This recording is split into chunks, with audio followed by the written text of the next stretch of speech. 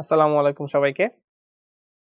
আজকে হচ্ছে আমাদের এই নিউক্লিয়ার ফিজিক্স যে চ্যাপ্টারটা কভার করছিলাম, এটা হচ্ছে 6 নাম্বার লেকচার আমরা পড়বো। তো এখানে হচ্ছে আমরা বোর পরমাণু মডেল ও সংশ্লিষ্ট গাণিতিক সমস্যা নিয়ে হচ্ছে আলোচনা করব। অ্যাকচুয়ালি এটা হচ্ছে তোমাদের বইয়ের শুরুতেই আছে এটা, বাট আমরা কভার করছি হচ্ছে সবার শেষে, মানে কারণ এগুলা নিয়ে আসলে হচ্ছে তোমরা সবাই আসলে জানো। তোমরা কেমিস্ট্রিতে পড়ছো বা ক্লাস 9-10 এ পড়ছো, মানে সব জায়গায় পড়ে আসছো। কেমিস্ট্রিতে গুণগত রসায়নে খুব ভালো মতো পড়ছো। এই কারণে হচ্ছে আগে হচ্ছে আমরা আমাদের নিউক্লিয়ার ফিজিক্সের যে কোর ব্যাপারগুলা এই চ্যাপ্টারের সাথে রিলেটেড, সেগুলো হচ্ছে আমরা কভার করছি। দেন লাস্টে হচ্ছে আমরা এটা কভার করতেছি। সো পরমাণু মডেলের যে ব্যাপারটা, আমরা কেনই বোর পরমাণু মডেল কভার করতেছি, সেটা হচ্ছে আমরা দেখো পরমাণু মডেল অনেক কিছুই আছে, যেমন হচ্ছে ডাল্টন ফার্স্টে মতবাদ দিছে, দেন হচ্ছে তোমার হচ্ছে কি বলে থমসন প্লাম পুডিং মডেল, যেটা আই গেস তোমরা সবাই হচ্ছে এগুলা জানো। যেমন হচ্ছে ওই যে মানে বা ওয়াটারমেলন মডেলও বলা হয় এটাকে। মানে ধরো হচ্ছে কি বলে তরমুজের মধ্যে যে লাল রসালো অংশটা, সেটা হচ্ছে ধরো পজিটিভ চার্জ, আর যে বিচিগুলো আছে কালো কালো বিচি, ওগুলো হচ্ছে ধরো ইলেকট্রন। এটা ছিল হচ্ছে কনসেপ্ট প্লাম পুডিং মডেলের। এরপর হচ্ছে রাদারফোর্ড মডেল আসছে, আলফা কণা বিক্ষেপণ পরীক্ষা। সো যাই হোক, এরপর হচ্ছে বোর মডেল আসছে 1913 সালে। বোর পরমাণু মডেলটা গৃহীত হয়। তো আমরা হচ্ছে এখন নরমালি হচ্ছে আমরা মানে এখন পর্যন্ত আমরা একসেপ্ট করি হচ্ছে বোর পরমাণু মডেল। এরপর হচ্ছে আরো আসলে মতবাদ আছে এগুলা নিয়ে, শ্রোডিঞ্জারের আরো ব্যাখ্যা ট্যাখ্যা আছে।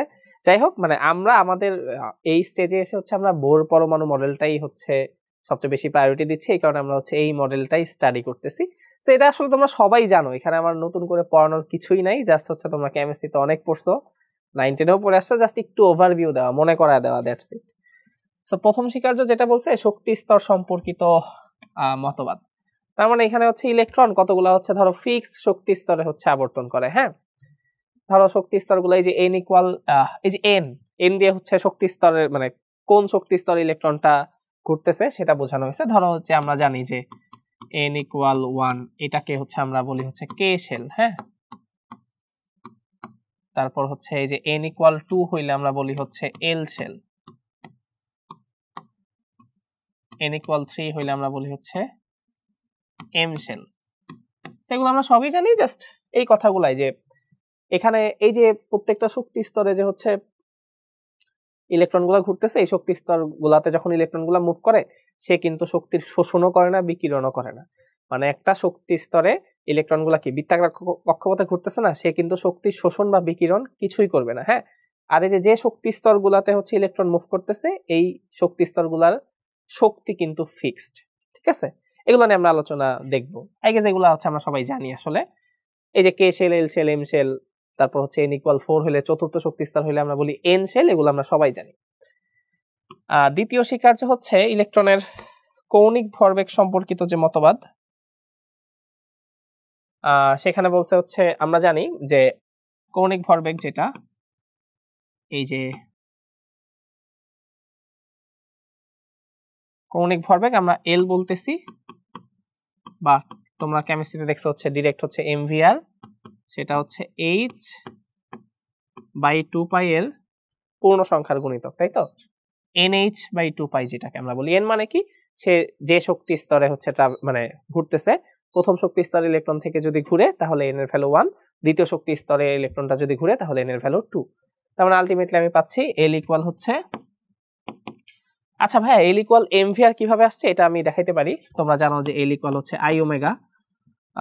আই মানে হচ্ছে ইলেকট্রন, ধরো সে আর ব্যাসার্ধের বৃত্তাকার কক্ষপথে ঘুরতেছে, ইলেকট্রনকে একটা পয়েন্ট ম্যাস যদি চিন্তা করো, তার জড়তার ভ্রামক আসে হচ্ছে এম আর স্কোয়ার, আর ওমেগা মানে হচ্ছে ভি বাই আর।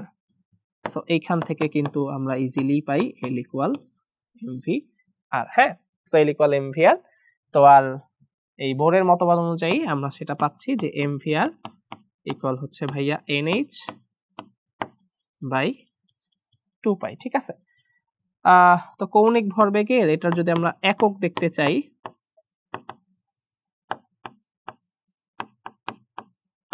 কৌণিক ভরবেগের একক এমভিআর থেকে আমরা বুঝতে পারি এম কেজি, ভি মানে মিটার পার সেকেন্ড, আর কি metre, so KG metre square per second. ঠিক আছে, এইভাবে লিখতে পারি, অথবা এই কনটেক্সট থেকেও তুমি লিখতে পারো NH/2 পাই। হ্যাঁ, n কনস্ট্যান্ট, 2 কনস্ট্যান্ট, পাই কনস্ট্যান্ট, h ভাই h মানে কি?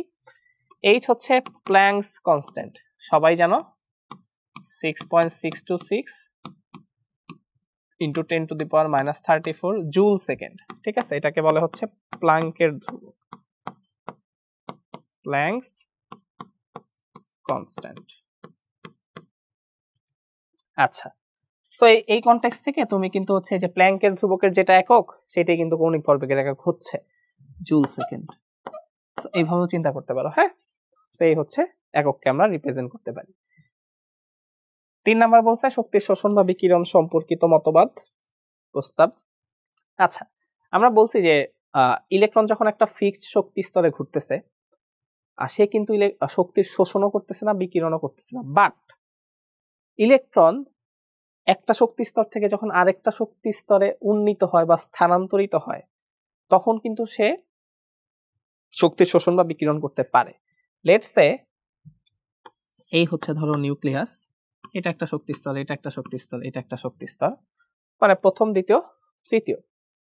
সো ইলেকট্রন আমরা তো জানি, সো একটা ইলেকট্রন যদি শক্তি শোষণ করে তাহলে সে উচ্চতর শক্তি স্তরে উন্নীত হইতে পারে। মানে ইলেকট্রন যদি স্থানান্তরিত হয় তাহলে সে শক্তি শোষণ বা বিকিরণ করবে, বাট নর্মালি যখন একটা শক্তি স্তরে সে ঘুরতে থাকবে, মানে সে মুভেবল থাকবে, মুভ করবে, তখন কিন্তু সে শক্তি শোষণ বা বিকিরণ করবে না। সে কখন শক্তি শোষণ বা বিকিরণ করবে? যখন সে একটা শক্তি স্তর থেকে আরেকটা শক্তি স্তরে স্থানান্তরিত হবে। তো আমরা জানি একটা ইলেকট্রন যদি নিম্ন শক্তি স্তর থেকে উচ্চতর শক্তি স্তরে স্থানান্তরিত হয় তাহলে সেখানে হচ্ছে শক্তির শোষণ হয়। এটা হচ্ছে শক্তি শোষণ। ঠিক আছে, হ্যাঁ, সে যদি উচ্চতর শক্তি স্তর থেকে নিম্নতর শক্তি স্তরে ফিরে আসে, ধরো এইভাবে ফিরে আসলো, এখানে কিন্তু শক্তি সে বিকিরণ করবে। ঠিক আছে, এই যে শক্তি শোষিত হচ্ছে বা শক্তি বিকিরিত হচ্ছে, এটা কিভাবে হচ্ছে? In the form of electromagnetic wave. In the form of electromagnetic wave মানে তুমি রেডিয়েশন বলতে পারো, আচ্ছা তুমি ফোটন বলতে পারো। In the form of electromagnetic wave বা তুমি ফোটন চিন্তা করতে পারো। যে ধরো একটা ইলেকট্রন সে যখন উচ্চতর শক্তি স্তর থেকে নিম্নতর শক্তি স্তরে নেমে আসতেছে, সে কি করতেছে? একটা শক্তি ছেড়ে দিচ্ছে না, সেই শক্তিটা ছেড়ে দিচ্ছে মানে কি? In the form of electromagnetic wave, মানে একটা ফোটন বের হচ্ছে। ঠিক আছে, একটা ফোটন বের হচ্ছে। ঠিক তেমনি একটা, মানে ধরো এখন এখানে যদি আমি আরেকটু আলোচনা করি, আচ্ছা ধরো আমি একটা পেয়েছি, ধরো আমি যদি এখানে চিন্তা করি, ধরো ইলেকট্রন, এটা হচ্ছে তৃতীয় শক্তি স্তর, তৃতীয় শক্তি স্তরে ধরো ইলেকট্রনটা শক্তি হচ্ছে E3, প্রথম শক্তি স্তরে ইলেকট্রনটা শক্তি হচ্ছে E1। এখন 3 নাম্বার শক্তি স্তর থেকে যদি ইলেকট্রন প্রথম শক্তি স্তরে আসে তাহলে সে শক্তি বিকিরণ করবে, রাইট? এখানে হচ্ছে শক্তি বিকিরণ করবে, মানে শক্তি সে ছেড়ে দিবে in the form of electromagnetic wave, মানে হচ্ছে ফোটন রিলিজ করবে আর কি।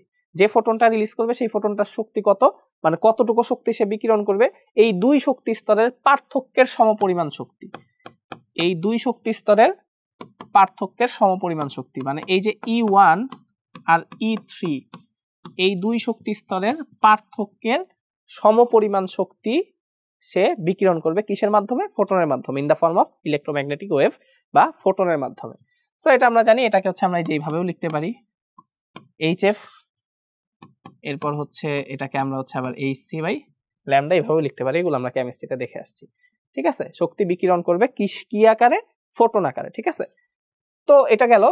তো ঠিক সেভাবে আমরা এইভাবেও চিন্তা করতে পারি, একটা ইলেকট্রন ধরো সে এখানে আছে, E1 এ আছে, এখন ইলেকট্রনটা এখানে আছে, সে ধরো হচ্ছে E4 এ চলে গেল, মানে চতুর্থ শক্তি স্তরে চলে গেল। প্রথম শক্তি স্তরে একটা ইলেকট্রন থাকলে তার এনার্জি যত হয়, এই এনার্জিটা কিন্তু ফিক্সড। প্রথম শক্তি স্তরের এনার্জি ফিক্সড, চতুর্থ শক্তি স্তরের এনার্জি ফিক্সড, থার্ড শক্তি স্তরের এনার্জি ফিক্সড, সেকেন্ড শক্তি স্তরের এনার্জি ফিক্সড। এনার্জিগুলো কত এগুলো আমরা দেখব। ঠিক আছে, এনার্জিগুলো কিন্তু ফিক্সড, মানে প্রথম শক্তি স্তরের এনার্জি ওইটাই হবে।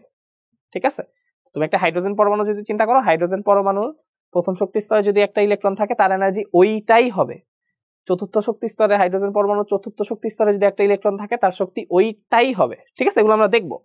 আপাতত বলি যে এখানে যে এই যে শক্তি শোষণ হয়েছে, হ্যাঁ, সো তুমি বুঝতেছো যে ভাইয়া শক্তি শোষণ হয়েছে, কতটুকু শক্তি শোষণ হয়েছে? এই যে দুই শক্তি স্তরের পার্থক্যের সমপরিমাণ শক্তি, মানে E4 আর E1 এদের ডিফারেন্স যতটুকু, এই দুই শক্তি স্তরের পার্থক্যের সমপরিমাণ শক্তি এখানে শোষিত হয়েছে। আচ্ছা, এই শক্তিটা সে শোষণ করলো কার থেকে? ধরো একটা ফোটন আসছে, সেই ফোটনটা সে অ্যাবজর্ব করছে, ফোটনের শক্তিটা অ্যাবজর্ব করলো, তার মানে কি ইলেকট্রনটা শক্তি এখন বেড়ে গেল। সে কি করবে? সেই বেড়ে যাওয়া শক্তি নিয়ে সে নিচে থেকে উপরে বা উচ্চতর শক্তি স্তরে স্থানান্তরিত হবে। কারণ আমরা জানি প্রথম শক্তি স্তরে যা শক্তি, দ্বিতীয় শক্তি স্তরের শক্তি বেশি, তৃতীয়টার আরো বেশি, চতুর্থটার আরো বেশি। তো সে যদি প্রথম শক্তি স্তর থেকে উচ্চতর শক্তি স্তরে স্থানান্তরিত হতে হয়, অবভিয়াসলি তার এক্সট্রা এনার্জি লাগবে। এনার্জিটা কই থেকে পাবে? একটা ফোটন আসছে, ফোটনটা সে অ্যাবজর্ব করছে, অ্যাবজর্ব করার মাধ্যমে সে এনার্জি গেইন করছে, সেই এনার্জি দিয়ে সে মানে যতটুকু এনার্জি গেইন করছে, মানে সেটা দিয়ে যে শক্তি স্তরে স্থানান্তরিত হওয়া যায় সেই শক্তি স্তরে স্থানান্তরিত হবে। বুঝতে পারছি? তার মানে কিন্তু আমরা এটা ভাইবো না যে মানে এখানে কিন্তু সে যে কোনো ওয়েভলেন্থের ফোটনই কিন্তু অ্যাবজর্ব করতেছে না, হ্যাঁ, কারণ তুমি বুঝো, কারণ এই প্রত্যেকটা শক্তি স্তরের এনার্জি কিন্তু ফিক্সড। তো তুমি যদি প্রথম শক্তি স্তর থেকে 4 নাম্বার শক্তি স্তরে যেতে চাও, ওই ফিক্সড যে এনার্জি ওইটুকুই তোমাকে শোষণ করতে হবে। লেটস সে তুমি যদি E1 থেকে E3 তে যাইতে চাও, ওই ফিক্সড এনার্জি কতটুকু? ওই দুই শক্তি স্তরের পার্থক্যের সমপরিমাণ, ওই ফিক্সড এনার্জিটুকুই তোমাকে শোষণ করতে হবে ফোটন থেকে। ঠিক আছে, সেটা ছিল আমাদের ক্রাইটেরিয়া। আই গেস হচ্ছে এগুলো আমরা সবাই জানতাম আগে থেকে, এরপরেও হচ্ছে জাস্ট একটু বলা হইলো, দ্যাটস ইট। ওকে, এখন হচ্ছে আমাদের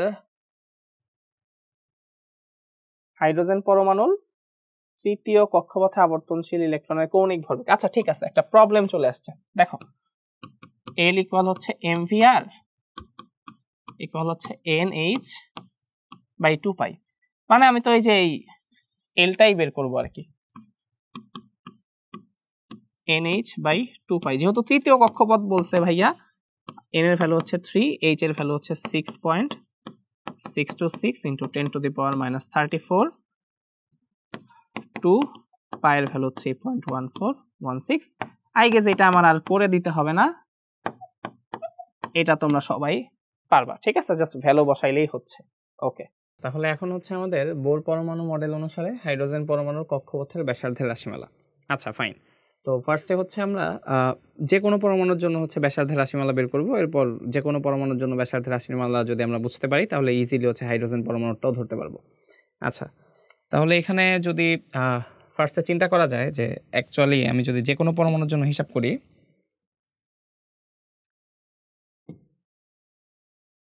আচ্ছা তো এইটা আমি চিন্তা করছি যে আমার কেন্দ্রে হচ্ছে নিউক্লিয়াস, আমি নিউক্লিয়াসকে প্লাস দিয়ে ডিনোট করছি, আর একটা ইলেকট্রন, লেটস ইলেকট্রনটা হচ্ছে ঘুরতেছে, এই হচ্ছে আমাদের ইলেকট্রন। এখন আমরা আমাদের বেসিক ফিজিক্সের নলেজ থেকে জানি কাউকে যদি বৃত্তাকার পথে ঘুরতে হয় তাহলে অবশ্যই কেন্দ্রের দিকে একটি কেন্দ্রমুখী বলের যোগান থাকতে হয়। তো আগে যেটা আমরা জানি যে কেন্দ্রমুখী বল, যেটা কেন্দ্রমুখী বল, এটার মান হচ্ছে mv²/r। m হচ্ছে যে ঘুরতেছে তার ভর, v হচ্ছে সে যে বেগে ঘুরতেছে মানে স্পর্শকীয় বেগ। এখানে যদি ইলেকট্রনরা থাকে তাহলে ইলেকট্রনটার স্পর্শকীয় বেগ হচ্ছে লেটস সে v, আর ইলেকট্রনের ভর তো আমরা জানি। আর r বলতে বোঝাচ্ছে যে কক্ষপথে ঘুরতেছে, বৃত্তাকার কক্ষপথের ব্যাসার্ধ। এখন এখানে একটু কথা বলতে চাই, সেটা হচ্ছে ভাইয়া কেন্দ্রমুখী বল কিন্তু নতুন কোনো বল না, হ্যাঁ, মানে এক্সিস্টিং যে ফোর্স, উপস্থিত যে বলগুলা, সেই বলগুলার যে লব্ধি, সেই বলগুলার লব্ধি কেন্দ্রের দিকে ক্রিয়া করতে হবে, সেইটার ভ্যালু মানে সেই বলগুলার লব্ধির মান হবে mv²/r। মানে আমরা জানি যে বৃত্তাকার পথে ঘুরতে হলে কেন্দ্রের দিকে কেন্দ্রমুখী বল বা এই mv²/r পরিমাণ বলের যোগান থাকতে হয়। এটা নতুন কোনো ফোর্স না। যেরকম হচ্ছে আমরা একটা বস্তুকে যদি সুতা দিয়ে বেঁধে ঘুরাই তাহলে কিন্তু সুতার টানটাই কেন্দ্রের দিকে কেন্দ্রমুখী বলের যোগান দেয়। তাহলে ইলেকট্রনটা যখন এই বৃত্তাকার কক্ষপথে ঘুরবে, এ আসলে কেন্দ্রমুখী বলের যোগানটা কই থেকে পাবে বা কে দিবে, সেটা হচ্ছে এই যে এখানে দেয়া আছে, যেটা ই দিয়ে বোঝাচ্ছি ইলেকট্রিক ফোর্স, বা হচ্ছে আমরা চিন্তা করতে পারি সি দিয়ে হচ্ছে চিন্তা করলাম এটা হচ্ছে কুলম্ব ফোর্স। Coulomb force. আচ্ছা, কুলম্ব ফোর্সটা কি ছিল? কুলম্ব ফোর্স ছিল লেটস সে আমার কাছে যদি দুইটা চার্জ থাকে, একটা Q1 আর একটা হচ্ছে Q2, দুইটা চার্জ আর দূরত্বে যদি থাকে, তাহলে তাদের মধ্যবর্তী ক্রিয়াশীল যে কুলম্ব বল সেটা আকর্ষণধর্মীয় হতে পারে, বিকর্ষণধর্মীয় হতে পারে। সেই কুলম্ব ফোর্সটা হচ্ছে আমরা সবাই জানি সেটা 1/4πε0 Q1 Q2 ডিভাইডেড বাই ডিস্টেন্সের স্কোয়ার। আচ্ছা, তো এইখানে আমি যদি যে কোনো একটা পরমাণু চিন্তা করি, যে পরমাণুর পারমাণবিক সংখ্যা হচ্ছে জেড, মানে জেড পারমাণবিক সংখ্যা মানে তার প্রোটন কয়টা? জেডটা। আচ্ছা ভাই, প্রোটন কোথায় থাকে? নিউক্লিয়াসে থাকে। প্রোটনের চার্জ কি? পজিটিভ। তাহলে আমরা জানি ইলেকট্রনের চার্জ যদি হয় ই, মানে আমি শুধু ভ্যালু চিন্তা করতেছি, ইলেকট্রনের চার্জ ই হলে প্রোটনের চার্জও কিন্তু ই, হ্যাঁ, একটা প্লাস একটা মাইনাস। সো আমি ইলেকট্রনের চার্জটাকে আমি বলতেছি ই, আর প্রোটন যেহেতু নিউক্লিয়াসে থাকে, আমি এমন একটা পরমাণু চিন্তা করতেছি যার পারমাণবিক সংখ্যা জেড, তাহলে তার প্রোটন আছে কয়টা? জেডটা। তাহলে নিউক্লিয়াসে পজিটিভ চার্জ কত? Z E. সো এটা একটা মাইনাস চার্জ, ইলেকট্রনের চার্জ নেগেটিভ আমরা জানি, আর পরমাণুতে প্লাস চার্জ হচ্ছে জেড ই। তো এই দুইটার মধ্যে ইলেকট্রনের চার্জ তো নেগেটিভ, এটা তো আমরা জানি যে নেগেটিভ চার্জ। তো এই জেড ই আর ই এর মধ্যবর্তী একটা আকর্ষণ বল কাজ করবে, এটাকে আমরা বলতেছি কুলম্ব ফোর্স। এই কুলম্ব ফোর্সটাই কিন্তু এখানে কেন্দ্রের দিকে কাজ করতেছে বা কেন্দ্রমুখী বলের যোগান দিবে। মানে উপস্থিত যে বলগুলা থাকে সেই বলগুলার লব্ধি কেন্দ্রের দিকে কাজ করতে হয়, সেটাই কেন্দ্রমুখী বলের যোগান দেয়। এখানে উপস্থিত বলটাই কুলম্ব ফোর্স, এটাই হচ্ছে ভাইয়া কেন্দ্রমুখী বলের যোগান দিবে। তাহলে কুলম্ব ফোর্সকে আমরা কিভাবে লিখতে পারি? এখানে কুলম্ব ফোর্স হচ্ছে 1/4πε0 Q1 মানে হচ্ছে ধরো একটা ই, Q2 মানে হচ্ছে জেড ই ডিভাইডেড বাই ডিস্টেন্সের স্কোয়ার। এই যে ডিস্টেন্স হচ্ছে তার বৃত্তাকার পথের ব্যাসার্ধ বা কক্ষপথের ব্যাসার্ধ, এটা যে কক্ষপথে আছে সেই কক্ষপথে। তো আমরা এখন জানতে পারি যে এই যে কুলম্ব ফোর্স, এটাই কিসের যোগান দিবে ভাইয়া? কেন্দ্রের দিকে কেন্দ্রমুখী বলের যোগান দিবে mv²/r। তো এখন যদি আমরা একটু ক্যালকুলেশন করতে চাই যে 1/4πε0 এটা হচ্ছে Z E square divided by R square, এখান থেকে পাচ্ছি mv²/r। তো আমি যদি একটু কাটাকাটি করি, 1/4πε0 জেড ই স্কোয়ার/r, এখান থেকে পাচ্ছি mv², বা mv² যদি আমি পাই, এখান থেকে হচ্ছে আমি v² বের করে রাখতে যাচ্ছি। সো v² ভ্যালু পাচ্ছি 1/4πε0 Z E square divided by mr। এটা আমি বের করে রাখলাম, এটা আমার লাগবে। আচ্ছা, এখন আমরা ওই যে কৌণিক ভরবেগ পড়ছিলাম না? কৌণিক ভরবেগ ভাইয়া, যে L ইকুয়াল কি যেন ছিল? mvr divided by L equal mvr, sorry, মানে mvr ইকুয়াল হচ্ছে nh ডিভাইডেড বাই 2π। এটা তো আমরা জানতাম ভাইয়া, তাই না? সো আমি এখানে একটা কাজ করতেছি, আমি হচ্ছে এটা স্কোয়ার করে দিচ্ছি। কেন স্কোয়ার করব তোমরা দেখলেই বুঝতে পারবা। স্কোয়ার করলে m² v² r² আসবে, তো এই v² জায়গায় আমি ভ্যালুটা পুট করে দিব, এই কারণে করতেছি এটা। তো আমি যদি এটা স্কোয়ার করি যে m² v² r², তাহলে পাচ্ছি n² h² 4π²। তো এইখান থেকে আমি আরেকটা পেজ নিয়ে নিচ্ছি, তাহলে সব মিলে আমি পাচ্ছি হচ্ছে m² v² r² ইকুয়াল হচ্ছে n² h² 4π²। আচ্ছা ভাইয়া, এখান থেকে তাহলে এই যে v² যেটা, এই v² ভ্যালুটা আমি বসায় দিচ্ছি এখন। v² ভ্যালু কি পাচ্ছিলাম? 1/4πε0 zd²/mr, 1/4πε0 zd² divided by mr, n² h² divided by 4π²। ভাই এখন যদি আমি কাটাকাটি করতে চাই, তো দেখতেই পাচ্ছ এখানে হচ্ছে যে একটা এই যে এম, এম কাটা যাচ্ছে, এখানে একটা এম, এখানে কিন্তু ভাইয়া দুইটা এম, সো একটা এম কাটা যাবে। আবার এখানে একটা আর, এখানে কিন্তু দুইটা আর, একটা কাটা যাবে। আবার এই যে ভাইয়া হচ্ছে এখানে 4, 4 কাটা যাবে, এখানে একটা পাই, এখানে কিন্তু দুইটা পাই, সো এই যে কাটা যাবে। তো সব মিলে আমি যেটা পাচ্ছি M R Z E square divided by epsilon naught, এখান থেকে পাচ্ছি N square H square divided by একটা পাই থেকে যাবে। তো ভাই এখন কিন্তু আমরা সূত্রটা পেয়ে গেছি আসলে, কক্ষপথের ব্যাসার্ধ যেটা পারলাম N square H square epsilon naught divided by pi M Z E square. এটা হচ্ছে ভাই কিন্তু জেনারেলাইজড ফর্মুলা। হ্যাঁ, আমি কিন্তু যদি আমাদের উদ্দেশ্য হাইড্রোজেন পরমাণুর জন্য বের করা, আমরা বের করব, বাট আমি হচ্ছে আগে জেনারেলাইজ করে যে কোনো একটা পরমাণুর জন্য বের করে নিছি। এটা হচ্ছে যে কোনো পরমাণুর n-তম কক্ষপথের ব্যাসার্ধ। সো জাস্ট যে কোনো পরমাণু, এটা হচ্ছে ইউজ করা হয়েছে, জেড আছে। হাইড্রোজেন ইউজ করলে কিন্তু ভাই জেড এর ভ্যালুটা হচ্ছে 1 হয়ে যাবে। হ্যাঁ, তো আমি ফার্স্টে যে কোনো পরমাণুর জন্য বের করে নিছি, এখন জাস্ট হচ্ছে হাইড্রোজেনের জন্য আমরা হচ্ছে দেখব যে ফর হাইড্রোজেন অ্যাটম, হাইড্রোজেনের জন্য হচ্ছে জেড কত হয় ভাইয়া? হাইড্রোজেনের জন্য জেড হয় হচ্ছে 1। তো জাস্ট হাইড্রোজেনের জন্য আমি বসাই দিলেই হচ্ছে। তাহলে হাইড্রোজেনের জন্য কিন্তু আমরা ফর্মুলাটা পাচ্ছি N square H square epsilon naught divided by pi M, Z এর জায়গায় হচ্ছে ভাইয়া 1 হবে, পাই এম, এই যে জেড এর জায়গায় 1 বসাচ্ছি ডিভাইডেড ইন্টু ই স্কোয়ার। তো এই হচ্ছে হাইড্রোজেনের জন্য ফর্মুলা। হাইড্রোজেনের যদি বলা হয় যে এনতম কক্ষপথের রেডিয়াস কত বা ব্যাসার্ধ কত, তাহলে কিন্তু আমরা এনটা চেঞ্জ করে বসাতেই পারতেছি। এখন আমি জাস্ট হচ্ছে একটা প্রবলেম দিচ্ছি। এখান থেকে যদি আমরা চিন্তা করি যে হাইড্রোজেন পরমাণুর, যে ভাইয়া হাইড্রোজেন পরমাণুর প্রথম কক্ষপথের ব্যাসার্ধটা কত, প্রথম কক্ষপথের ব্যাসার্ধ কত, এটা আমরা ক্যালকুলেট করতে চাই।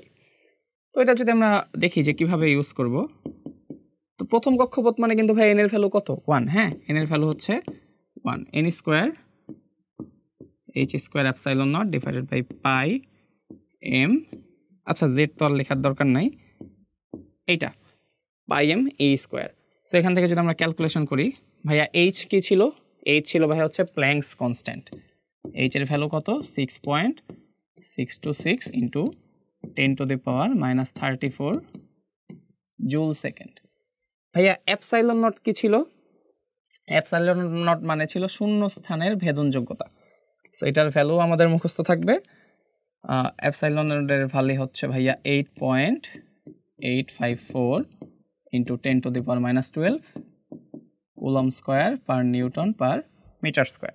সো এই ভ্যালুগুলো যদি আমি বসাই তাইলে কিন্তু ভাই হচ্ছে পেয়ে যাচ্ছে। সো এটা আমার সাথে সাথে তোমরাও ক্যালকুলেট করে ফেলো। 1 স্কোয়ার তো 1ই, লেখার দরকার নাই। এইচ স্কোয়ার মানে হচ্ছে 6.626 10⁻³ এইচ স্কোয়ার ইন্টু হচ্ছে এপসাইলন নট 8.854 10⁻12 ডিভাইডেড বাই হচ্ছে পাই মানে তো পাই 3.1416। ভাইয়া এম মানে হচ্ছে ইলেকট্রনের ভর আমরা জানি 9.11 10⁻31।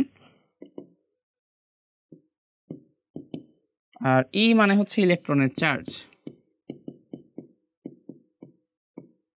এই তো সেটা যদি আমরা একটু ক্যালকুলেট করি যে H square epsilon naught divided by pi M E square, আমার সাথে সাথে তোমরাও করে ফেলো। তো সব মিলে আমরা ক্যালকুলেশন করে যেটা পাচ্ছি সেটা হচ্ছে 5.3 ইন্টু 10⁻11 মিটার। এটা হচ্ছে হাইড্রোজেন পরমাণুর প্রথম কক্ষপথের ব্যাসার্ধ।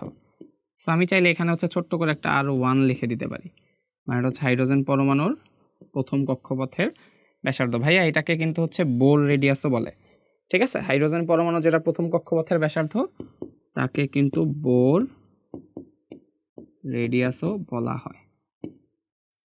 ঠিক আছে, সো এটা কিন্তু আমরা মুখস্থ রাখতে পারি। হ্যাঁ, এটা হচ্ছে মুখস্থ রাখা যায়। আমি হচ্ছে আরেকটা পেজ নিয়ে নিচ্ছি। তো আমরা হাইড্রোজেন পরমাণুর প্রথম কক্ষপথের ব্যাসার্ধ যেটা পাচ্ছি সেটা হচ্ছে 5.3 × 10⁻11 মিটার। সো ক্যালকুলেট করে তো আমরা এটাই পেয়েছি। হ্যাঁ, এখন ভাইয়া এটাকে কিন্তু হচ্ছে আমি চাইলে হচ্ছে এইভাবেও একটু লিখতে পারি। হ্যাঁ, মানে এইভাবে তো লিখতেই পারি, রাইট? সেম জিনিসটাকে আমি এইভাবে কিন্তু লিখতেই পারি, এইভাবে রিপ্রেজেন্ট করাই যায়। আচ্ছা ভাই, এটা কি করলেন? আমি হচ্ছে ধরো এই যে 5.3 এটাকে 10 দিয়ে ভাগ দিছি, তো 0.53 হয়েছে। আবার 10 দিয়ে গুণও দিছি, 10⁻11 × 10 মানে কত? 10⁻10। সো এটা কিন্তু 10⁻10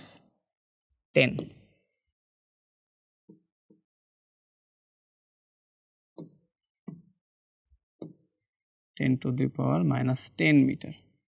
এখন আমরা জানি ভাই 1 অ্যাংস্ট্রম মানে কি? আমরা সবাই জানি যে ভাইয়া 1 অ্যাংস্ট্রম মানে হচ্ছে 10⁻10 মিটার।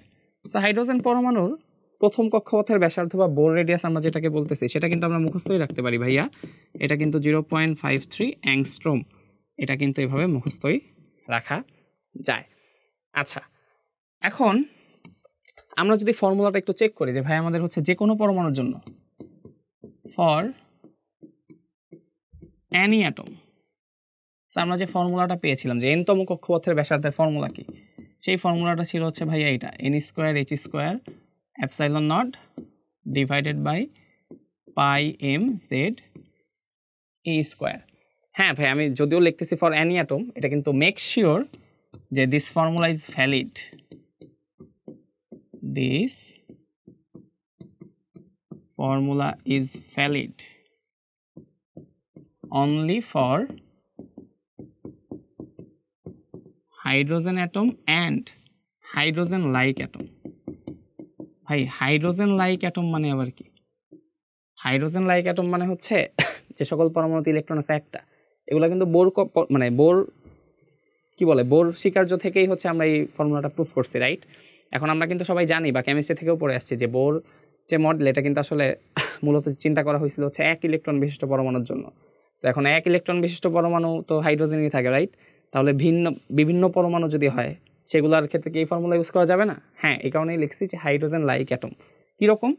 লেটস সে হচ্ছে ধরো সেটা হইতে পারে হিলিয়াম প্লাস, এরপর হইতে পারে লিথিয়াম 2+, বেরিলিয়াম 3+, এটসেট্রা। ঠিক আছে, সেগুলো যদি একটু খেয়াল করো তাহলে দেখবা যে যে পরমাণুগুলা, এই পরমাণুগুলোর ক্ষেত্রে ভাই হচ্ছে ইলেকট্রন কয়টা? হিলিয়ামের ক্ষেত্রে ইলেকট্রন কয়টা? হিলিয়াম প্লাস একটা, লিথিয়াম 2+, একটা, বেরিলিয়াম 3+, একটা। সো এই সব পরমাণু যাদের ক্ষেত্রে হচ্ছে তোমার ইলেকট্রন থাকবে হচ্ছে একটা, তাদের ক্ষেত্রে তুমি এই যে জেনারেলাইজ ফর্মুলা এটা ইউজ করতে পারবা।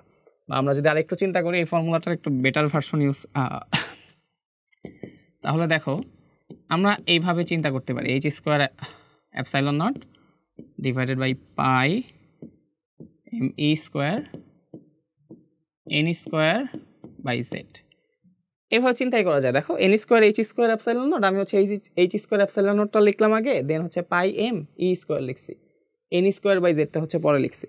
একটু যদি ভাইয়া খেয়াল করি, একটু খেয়াল করলে দেখা যাবে এই যে এই পোর্শনটা, এইটাই কিন্তু হচ্ছে বোর রেডিয়াস, রাইট? এটা কি রেডিয়াস? বোর রেডিয়াস না? মানে এটাই কিন্তু হাইড্রোজেন পরমাণুর, এই যে একটু খেয়াল করলে দেখবা এটাই কিন্তু হাইড্রোজেন পরমাণুর প্রথম কক্ষপথের ব্যাসার্ধ ছিল, যে h² ডিভাইডেড বাই πme², এই যে এটা। তো আমি যদি এই ভ্যালুটা মুখস্থ রাখি তাহলে কিন্তু পরেরগুলো আমি ইজিলি করে ফেলতে পারি। সেটা হচ্ছে যে কোনো পরমাণুর জন্য ধরো n-তম কক্ষপথের ব্যাসার্ধ, এই যে আর এন দিয়ে বোঝাচ্ছি n-তম কক্ষপথের ব্যাসার্ধ। সো এইটাকে আমি মাথায় রাখতে পারি হচ্ছে r1 ইন্টু n²/z। ভাই r1 মানে কি? r1 মানে হচ্ছে 0.53 অ্যাংস্ট্রম। জাস্ট এইটা মুখস্থ রাখলেই আমার কিন্তু হচ্ছে হয়ে যাচ্ছে। হ্যাঁ, তো এটার একটা এক্সাম্পল হচ্ছে আমি দিয়ে দিই। ধরো হচ্ছে আমি তোমার বললাম, ছোট করে বললাম যে determine radius of second excited state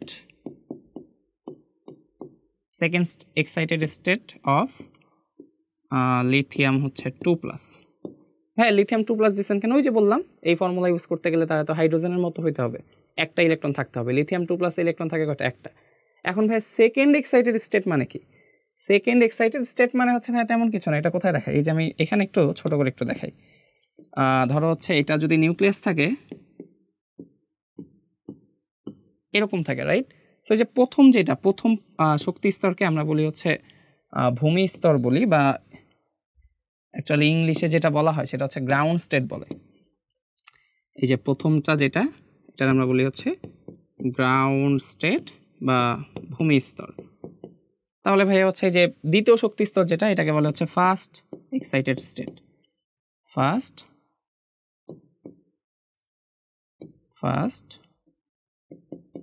excited state. তাহলে ভাই হচ্ছে এই যে পরেরটা কি? Second excited state. এরপরটা থার্ড এক্সাইটেড স্টেট। তার মানে প্রথমটা হচ্ছে গ্রাউন্ড স্টেট। তার মানে আমি বলতেছি ভাই সেকেন্ড এক্সাইটেড স্টেট, তার মানে কিন্তু আসলে আমি কততম শক্তি স্তরের কথা বোঝাচ্ছি বলতো? গ্রাউন্ড স্টেট বললে বুঝতে হচ্ছে প্রথম কক্ষপথ বোঝাচ্ছি, ফার্স্ট এক্সাইটেড স্টেট বললে দ্বিতীয় কক্ষপথ, সেকেন্ড এক্সাইটেড স্টেট মানে হচ্ছে এন এর ভ্যালু হচ্ছে 3, মানে আমি তৃতীয় কক্ষপথ বোঝাচ্ছি। আচ্ছা ভাই, লিথিয়াম নিয়ে আলোচনা করতেছি। লিথিয়ামের পারমাণবিক সংখ্যা কত? লিথিয়ামের প্রোটন থাকে 3টা, সো লিথিয়ামের পারমাণবিক সংখ্যা হচ্ছে বা Z ইকুয়াল হচ্ছে 3। তাহলে ভাই এটার অ্যান্সার কি? এই যে দেখো, এটার অ্যান্সার ইজি। আমরা R3 বের করতে চাচ্ছি, R1 ইন্টু n²/z। এটা কিভাবে বের করা যায় ভাই? R1 তো আমরা জানি 0.53, আমি অ্যাংস্ট্রমেই রাখতেছি। n² মানে হচ্ছে যেহেতু সেকেন্ড এক্সাইটেড স্টেট মানে তৃতীয় কক্ষপথ, 3²/3। সো এটা যেটা আসে তোমরা ক্যালকুলেশন করে লিখো।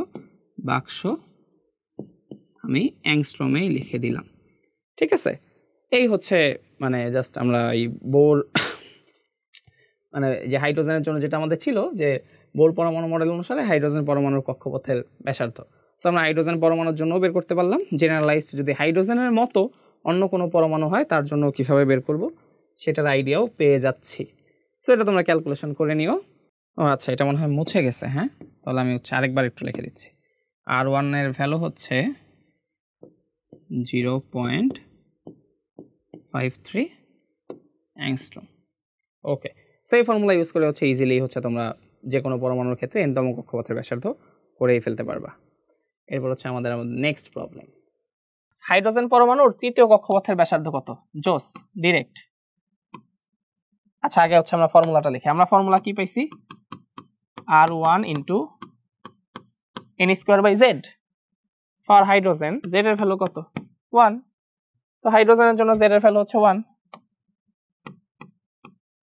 তাহলে তৃতীয় কক্ষপথের যেহেতু আমি ব্যাসার্ধ বের করতে চাই, 0.53 অ্যাংস্ট্রম ইন্টু n², তৃতীয় কক্ষপথের 3²/z এর ভ্যালু হচ্ছে 1। সো এটা যদি ক্যালকুলেট করি 0.53 ইন্টু 9, সো 4.77 অ্যাংস্ট্রম। সো তুমি চাইলে এটাকে মিটারও নিতে পারো। ওকে, বেরিলিয়াম 3+ এর এই যে দেখো বেরিলিয়াম 3+, এটা কিন্তু হাইড্রোজেন লাইক অ্যাটম। হ্যাঁ, তো এটা কিন্তু আমি করতেই পারি। সো আমার ফর্মুলা কি ছিল? R1 into n²/z। So for beryllium 3+, এখানে বেরিলিয়াম কি? বেরিলিয়ামের জন্য বেরিলিয়ামের প্রোটন সংখ্যা যেন কয়টা? Hydrogen, helium, lithium, beryllium. So বেরিলিয়ামে হচ্ছে প্রোটন সংখ্যা হচ্ছে 4টা। সো এটা পঞ্চম কক্ষপথের ব্যাসার্ধ R5, 0.53 অ্যাংস্ট্রম, এটা তো আমি জানি, ইন্টু n², n², 5² z হচ্ছে 4, n²/z। So 0.53 into 5² divided by, সেটা হবে হচ্ছে 3.3125 অ্যাংস্ট্রম। হ্যাঁ, সো এটা যদি হয়, আচ্ছা বোর মডেল অনুসারে হাইড্রোজেন পরমাণুর কক্ষপথে ইলেকট্রনের গতিবেগ, আচ্ছা ইলেকট্রনের বেগটা কত? আচ্ছা লেটস সে আমরা জানি হচ্ছে mvr ইকুয়াল হচ্ছে nh বাই হচ্ছে 2 পাই, রাইট? এটা যদি হয়, আচ্ছা m v ভাই আর এর ভ্যালু জানো কি, n square h square epsilon naught divided by pi m z e square. দেখো m m এটা দেওয়া যায় nh বাই 2 পাই। সো এইখান থেকে যদি আমি ক্যালকুলেট করি, এখানে nh, এখানে কিন্তু দুইটা nh, যদি আমি কাটাকাটি করি v into nh into epsilon naught, এই পাই কাটা, এখানে থাকে হচ্ছে z তো কাটা যায় না, e স্কয়ার থাকে, এখানে nh তো কাটাই চলে গেছে, সো 1/2 থাকে। সো v এর ফর্মুলা যেটা পাচ্ছি z e square divided by 2 nh epsilon not.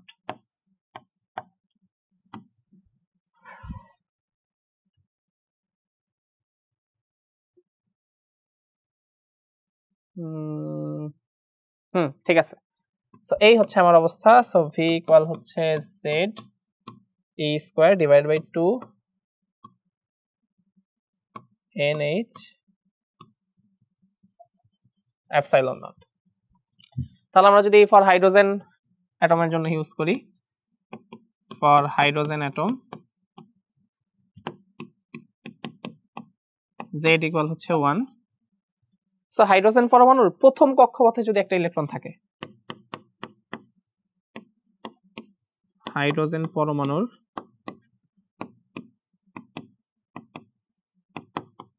প্রথম কক্ষপথে ইলেকট্রনের বেগটা কত সেটা আমি হচ্ছে জানতে চাই।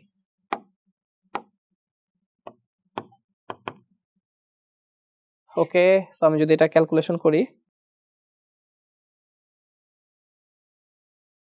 আচ্ছা দেখবা এটা আসে হচ্ছে তোমার, মানে আমি আগে বলি যে কি করছি। হ্যাঁ, z এর ভ্যালু হচ্ছে 1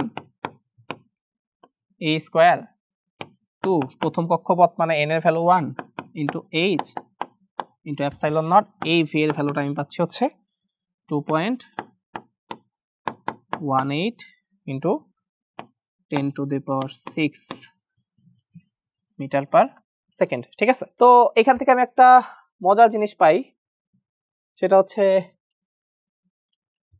আচ্ছা এখানে যাই, দেখো আমি যদি ফর্মুলাটা লিখি, ফর্মুলাটা কি আসছে, z e square divide by 2 nh। So দেখো আমি কিন্তু এটা যে কোনো অ্যাটমের জন্য, যে কোনো পরমাণুর জন্য, ভাইয়া ওই যে কোনো পরমাণু মানে হচ্ছে হাইড্রোজেন লাইক অ্যাটম, ঠিক আছে, যে কোনো পরমাণু কিন্তু একদম যাচ্ছে তাই হইলেই হবে না, ওই যে একটা ইলেকট্রন থাকলে খাটবে। দেখো আমি কিন্তু এখানেও লিখতে পারি যে ভাইয়া হচ্ছে vn, সেটা হচ্ছে v1 into z by n, কারণ দেখো এই যে আমি কিন্তু হচ্ছে এই যে v1 কি, v1 ডিফাইন করতেছি হচ্ছে এই যেটা পাইছি, এটাকে হচ্ছে আমি v1 ডিফাইন করতেছি, মানে 2.18 ইন্টু 10⁶ মিটার পার সেকেন্ড, এটাকে আমি v1 ডিফাইন করলাম। ঠিক আছে, মানে এটা আমি মুখস্থ রাখতে পারি যে হাইড্রোজেন পরমাণুর প্রথম কক্ষপথে একটা ইলেকট্রনের বেগ হবে এইটা, তো আমি যে কোনো পরমাণুর যে কোনো কক্ষপথে ইলেকট্রনের বেগ হবে হচ্ছে এরকম, জাস্ট হচ্ছে আমার সিকোয়েন্স ওয়াইজ করলেই হচ্ছে হয়ে যাবে। সো হিলিয়াম প্লাস, হ্যাঁ অবভিয়াসলি ইলেকট্রন হচ্ছে একটা হাইড্রোজেন লাইক অ্যাটম খাটতেছে, তৃতীয় কক্ষপথে ইলেকট্রনের বেগ, সো vn ইকুয়াল কি v1 ইন্টু কি z by n। So v1 হচ্ছে মুখস্থ রাখবো কত ভাইয়া, 2.18 ইন্টু 10⁶ z। ভাইয়া হিলিয়ামের জন্য z কত, হাইড্রোজেন হিলিয়ামের জন্য z হচ্ছে 2, আর কোন কক্ষপথে ঘূর্ণায়মান ইলেকট্রনের বেগ জানতে চাচ্ছি, তৃতীয় কক্ষপথে, n এর ভ্যালু 3। সো এটা করলে যেটা অ্যান্সার আসবে সেটা আই গেস হচ্ছে, এটা বুঝতেই পারছি আমরা সবাই। ওকে, এরপর হচ্ছে বোর মডেল অনুসারে হাইড্রোজেন পরমাণুর কক্ষপথের শক্তির রাশিমালা। আচ্ছা ফাইন, সেটা হচ্ছে আমরা যদি লেটস সে হচ্ছে একটা ইলেকট্রন আছে, এই হচ্ছে আমার নিউক্লিয়াস, এখানে হচ্ছে ধরো একটা ইলেকট্রন ঘুরতেছে, এর বেগ হচ্ছে স্পর্শক বরাবর আর কি, বেগ হচ্ছে স্পর্শক বরাবর, ঠিক আছে। সেখানে আমরা যেটা করতে পারি সেটা হচ্ছে আমি যদি হচ্ছে তার কাইনেটিক এনার্জি, যে ইলেকট্রনটা ঘুরতেছে ইলেকট্রনটার যদি আমি গতি শক্তি চিন্তা করি হাফ এম ভি স্কোয়ার, ঠিক আছে, হাফ এম ভি স্কোয়ার। ভাইয়া ভি এর ফর্মুলা কি? Z E square divide by 2 NH epsilon naught, 2NH epsilon naught, এই হচ্ছে ভি এর square, 2NH epsilon naught. Okay, so এখান থেকে আমরা যেটা পাই, স্কোয়ার যদি করো Z square E to the power 4 divided by 4 N square H square epsilon naught square. So E এর ভ্যালু পাচ্ছি হচ্ছে m z square E to the power 4 divide by 4 দুগুণা 8 8 N square H square epsilon naught square. এই হচ্ছে আমরা তার মানে গতি শক্তি পাইছি, ঠিক আছে। এবার যদি আমরা বিভব শক্তি দেখতে চাই, আচ্ছা বিভব শক্তি দেখতে যাওয়ার আগে আমরা হচ্ছে একটা ছোট্ট একটা থিওরি লাগবে, সেটা হচ্ছে আমরা স্থির তড়িতে দেখে আসছি একটা চার্জ Q1 আর একটা চার্জ হচ্ছে Q2। Q1 আর Q2 দুইটা চার্জ যদি পরস্পর আর দূরত্বে থাকে তাহলে এই সিস্টেমের তড়িৎ বিভব শক্তি যেটা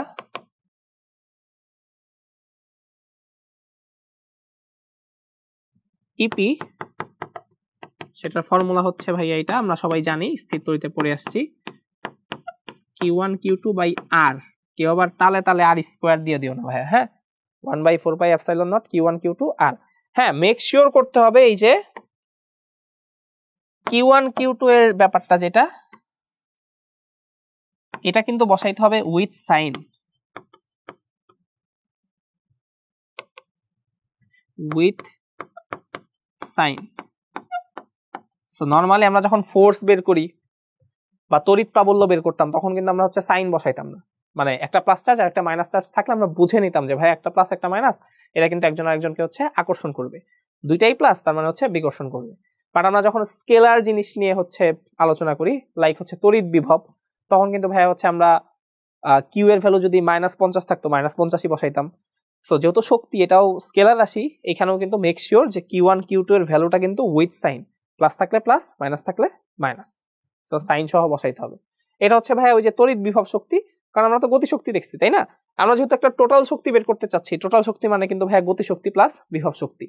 সো যেহেতু আমি হচ্ছে এখানে কিন্তু আমার হচ্ছে ইয়া দেখা শেষ, গতি শক্তির ব্যাপারটা দেখা শেষ, এখন হচ্ছে আমি বিভব শক্তি দেখলেই দুইটা যোগ করলেই আসলে আমি টোটাল শক্তি পেয়ে যাব।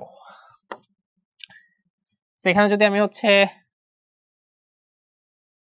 সেই হচ্ছে আমার ইলেকট্রনটা ছিল ইলেকট্রন, ঠিক আছে। দেখো এখন যেটা হয়েছে, এখানে যদি আমি তড়িৎ বিভব শক্তি দেখতে চাই, মানে বিভব শক্তি অ্যাকচুয়ালি দুইটাই তো চার, মানে এখানে হচ্ছে ইলেকট্রনের চার্জ হচ্ছে কত, ধরো ইলেকট্রনের চার্জ হচ্ছে Q1 আর কেন্দ্রে চার্জ আছে হচ্ছে তোমার Q2, কেন্দ্রে চার্জ আছে Q2। তো আমি জানি যে Q1 এর চার্জ হচ্ছে let's say E minus E, ঠিক আছে, মাইনাস E, কারণ কি ইলেকট্রনের চার্জ কি মাইনাস না। আমি ওই যে বললাম যে তড়িৎ বিভব শক্তি এখানে সাইন সহ বসাইতে হবে, Q2 এর ভ্যালু হচ্ছে ZE,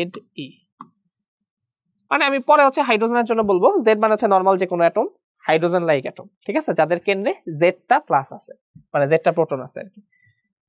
তাহলে 1/4 pi epsilon naught Q1 Q2 divided by R, আর হচ্ছে যে সে যে কক্ষপথে আছে সেই কক্ষপথের ব্যাসার্ধ বা নিউক্লিয়াস থেকে তার দূরত্ব, হোয়াটএভার যেভাবে তুমি চিন্তা করতে চাও। আচ্ছা, এখানে আমরা ফার্দার যেটা কাজ করতে পারি 1/4 পাই এপসাইলন নট মাইনাস একটা চলে আসছে জেড ই স্কোয়ার। আচ্ছা ভাইয়া আর এর ভ্যালু কি N square H square epsilon naught divided by pi M Z E square. ঠিক আছে, so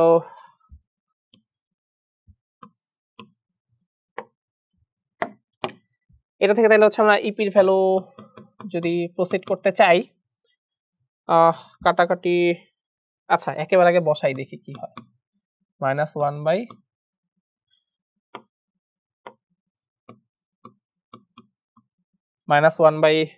pi epsilon not Z square আছে, এগুলো উপরে উঠে যাবে। ঠিক আছে, পাই এম জেড ই স্কোয়ার আর নিচে আছে N square H square epsilon naught. Okay fine.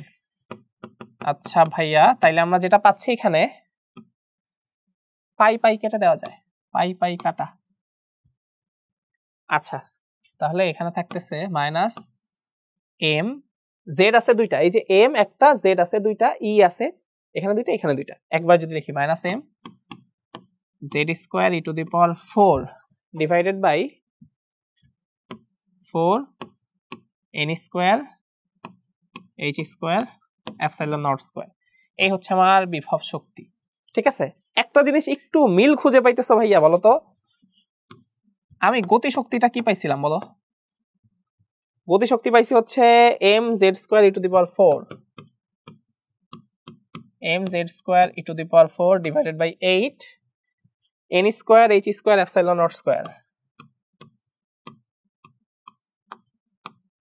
ঠিক আছে, তো আমি এটার সাথে এটা মিল রাখার জন্য একটা কাজ করতে পারি, মাইনাস উপরেও 2 দিয়ে গুণ দিলাম, তাহলে হচ্ছে নিচেও 2 দিয়ে গুণ দিব, মানে 4 দুগুণে 8 লিখলাম আর কি। এটা কি লেখা যায় বলো? দেখো তো, m Z square E to the power 4 divide by 8 n square H square epsilon naught square কি লেখা যায় ভাইয়া? এটা কিন্তু কে। ওকে, তার মানে কিন্তু ভ্যালুর দিক দিয়ে বিভব শক্তি গতি শক্তির দ্বিগুণ, বাট অবভিয়াসলি ওটা প্লাস এটা মাইনাস, -2 কে। ঠিক আছে, এটা কিন্তু আমার মাথায় রাখতে হবে, বুঝতে পারছি?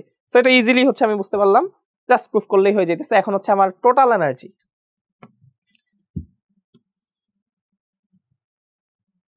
সো ই টোটাল, আমি যদি ঘূর্ণায়মান ইলেকট্রনটার টোটাল এনার্জি বের করতে চাই, অবভিয়াসলি কে প্লাস ইপি করব। সো এটা যদি আমি যোগ করি m Z square E to the power 4 divide by 8 n square H square epsilon naught square, এরপর হচ্ছে ইপিটা যেহেতু নেগেটিভ একবারে লিখে দিই। হ্যাঁ, ও ভাইয়া তার সাথে আমি ইজিলি আমি এইভাবে এত কষ্ট না করে হইলো নরমাল ভাবে লিখি। সো ইকে মানে ইকে, ইপি মানে কি ভাইয়া? ইপি মানে হচ্ছে -2 কে প্লাস, সো তাহলে কি মাইনাস কে হইলো। তার মানে গতিশক্তির যেটা সাংখ্যিক মান ওইটাই আসলে টোটাল এনার্জির সাংখ্যিক মান, বাট গতিশক্তি তো প্লাস কিন্তু টোটাল এনার্জি কি মাইনাস। আমার ই টোটাল পাচ্ছি minus M Z square E to the power 4 divided by 8 n square H square epsilon naught square. আমার ফাইনাল ভার্ডিক্ট হচ্ছে আমি টোটাল এনার্জি পেয়ে গেছি আসলে m Z square E to the power 4 divided by 8 n square H square epsilon naught square. ভাই এটা যদি hydrogen পরমাণু হয়, জেড এর ভ্যালু 1, তো এখানে আমরা তাহলে বের করি যে হাইড্রোজেন পরমাণুর প্রথম কক্ষপথের শক্তি কত। আমার প্রবলেম হচ্ছে হাইড্রোজেন পরমাণুর প্রথম কক্ষপথের শক্তি বের করো। তাহলে এই হচ্ছে আমার কোশ্চেন। সো আমি হচ্ছে আমার ফর্মুলা জানি কি, প্রথম কক্ষপথের শক্তি মানে হচ্ছে প্রথম কক্ষপথে যে ইলেকট্রনটা ঘুরতেছে সেই ইলেকট্রনের শক্তি। হ্যাঁ, so minus mz square e to the power 4 minus mz square e to the power 4 divide by 8 n square h square epsilon naught square. So এটাকে আমি আগে হচ্ছে একটু ফরম্যাট করে লিখি নিই, minus m e to the power 4 8 h square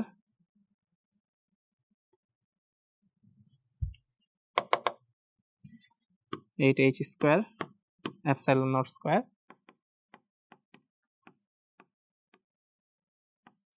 দেখো এই পার্টটা কিন্তু কনস্ট্যান্ট,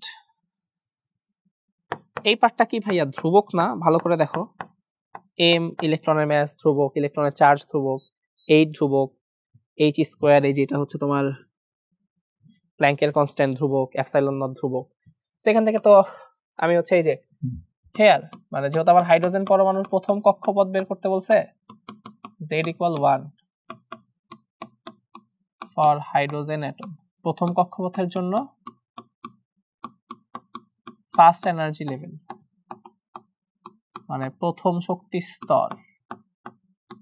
ঠিক আছে, আমি যদি প্রথম শক্তি স্তরে টোটাল শক্তিটা দেখি তাহলে আমি হচ্ছে যেভাবে লিখতে পারি E1 * 1/n² * z²।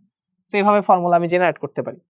কারণ দেখো ভাইয়া মানে এইটা তো কনস্ট্যান্ট, এটা আমার মনে রাখলেই হয়েছে, এরপর ফর্মুলা অনুযায়ী z²/n² করলেই হয়। সো এই যে এটা কত, এটা যদি তুমি ক্যালকুলেটরে বসাও সব ভ্যালু তো জুলে আসবে। দেন জুল থেকে আমরা হচ্ছে ইলেকট্রন ভোল্টে নিব। আমরা সবাই জানি যে ইলেকট্রন ভোল্ট মানে হচ্ছে 1.6 × 10⁻⁻19 জুল। সো তোমরা একটু কষ্ট করে ক্যালকুলেটরে করো, ভ্যালুগুলো বসায় দেখবা এটা আসছে হচ্ছে এরকম -13.6। মানে যে E1 যেটা, ও আমি তো এখানে E1 করতেছিলাম, আগে E1 বের করে নেই। E1 এর ভ্যালু আসবে -13.6 eV।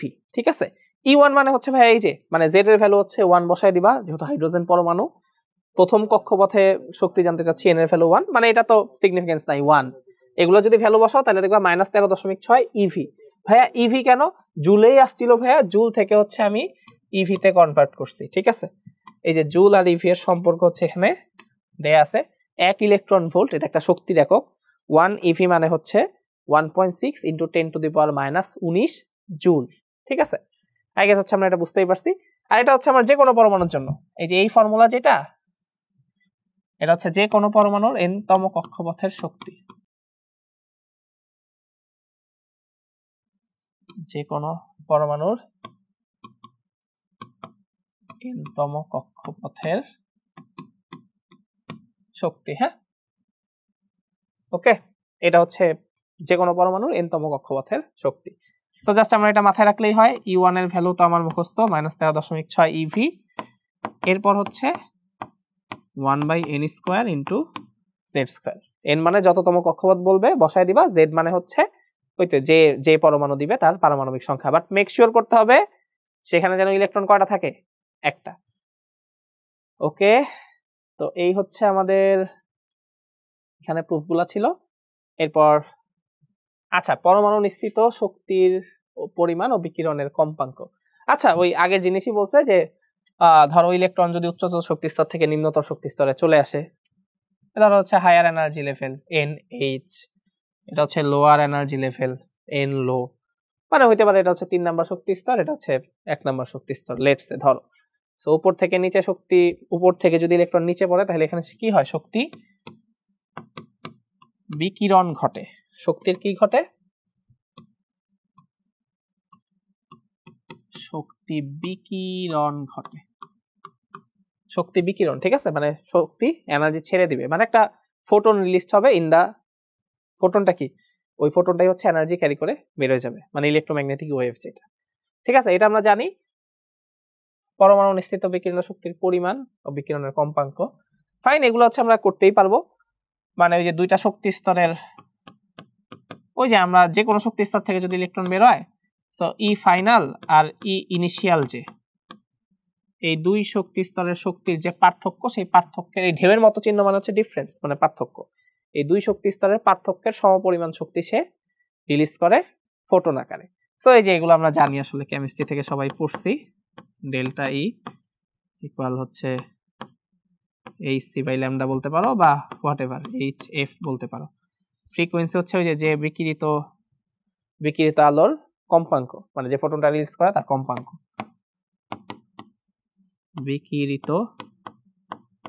বিকিরিত হবে তা তো না, শোষিতও হতে পারে যদি নিচে থেকে উপরে ওঠে। বিকিরিত বা শোষিত আলোর, ওই যে ভাই ফোটন বলতেছি তো, ওইটার এই আলো বললাম আর কি, আলো লিখলাম। ঠিক আছে, বুঝতে পারলাম। তাই যেটা নিয়ে হচ্ছে আমাদের ঝামেলা হওয়ার কথা না। আচ্ছা, এরপর হচ্ছে আমাদের এখান থেকে আর হচ্ছে আমরা বিস্তারিত এতটুকুই জানলেই হয়। এরপর হচ্ছে আমরা কেমিস্ট্রি থেকে একটা ফর্মুলা পড়ছি, আই গেস আমরা সবাই হচ্ছে জানি, যে সেটা হচ্ছে একটা, আমরা বলতাম হচ্ছে এটা একটা টার্ম ছিল, নিউবার। এটাকে কি বলে? এটাকে বলে হচ্ছে নিউ এর উপরে হচ্ছে বার। ঠিক আছে, মানে নিউবার হচ্ছে এটার, মানে এটার চিহ্ন, এটা দিয়ে বুঝায় কি, এটা রিপ্রেজেন্ট করে হচ্ছে আমার তরঙ্গ সংখ্যা। এটার একক হচ্ছে পার মিটার, মানে প্রতি মিটারে কয়টা করে পার মিটার। ঠিক আছে, পার মিটারে কয়টা তরঙ্গ থাকে সেটা বোঝায় হচ্ছে আমার তরঙ্গ সংখ্যা, নিউবার। সো আমরা কেমিস্ট্রিতে একটা ফর্মুলা দেখছি, আমরা জাস্ট হচ্ছে ওইটার বিস্তারিত প্রুফে যাচ্ছি না, জাস্ট ফর্মুলাটা লিখে দিচ্ছি। আই গেস এই ফর্মুলার সাথে আমরা সবাই পরিচিত আছি, nu bar R H into 1/n low square minus n high square. ঠিক আছে, n লো মানে হচ্ছে ধরো ওই যে নিচে লোয়ার এনার্জি লেভেল যেটা, বা তুমি n1 n2 দিয়েও লিখতে পারো, মানে n লো মানে যেখানে ইলেকট্রন পড়তেছে, nh হায়ার মানে যেখান থেকে পড়তেছে, কাইন্ড অফ। হ্যাঁ ভাইয়া, আর নিউবার হচ্ছে এই যে আমরা সবাই জানি, নিউবার হচ্ছে 1/λ। ঠিক আছে, বা lambda equal 1 nu bar, what ever so আমরা যেটাই বলি, মানে প্রতি মিটারে যে কয়টা তরঙ্গ দৈর্ঘ্য থাকে সেটারই হচ্ছে আমরা বলি নিউবার বা তরঙ্গ সংখ্যা বলি। ঠিক আছে, তো এই তো এখানে হচ্ছে বর্ণালী। অ্যাকচুয়ালি এখানে আমরা যেগুলা চিন্তা করছি এগুলো হচ্ছে আসলে হাইড্রোজেন বর্ণালী। হ্যাঁ, এই যে সিরিজ গুলো আলোচনা করছি এগুলো হচ্ছে সব হাইড্রোজেন বর্ণালী। আচ্ছা, এখানে দেখো, আমরা জানি হচ্ছে যে লাইম্যান সিরিজ হচ্ছে এই যে কয়েকটা সিরিজ তৈরি হয়, যে Lyman series, Balmer series, Paschen series, Brackett series, ফার্ন সিরিজ। আচ্ছা ঠিক আছে, দেখো আমরা একটা আলাদা জানি, তো আমরা বললাম যে হচ্ছে ইলেকট্রন তো শক্তি শোষণ করে উপরে যায়, তাই না?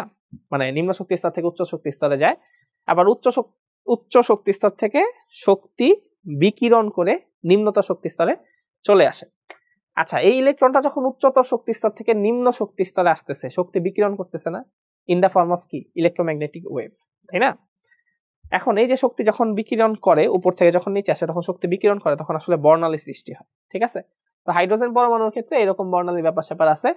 তো এখানে হচ্ছে আমরা আবার হচ্ছে ওই তরঙ্গ সংখ্যার যে ফর্মুলা ওইটা যদি একটু লিখি, বা নিউবার 1/λ এইভাবে যে লিখছিলাম,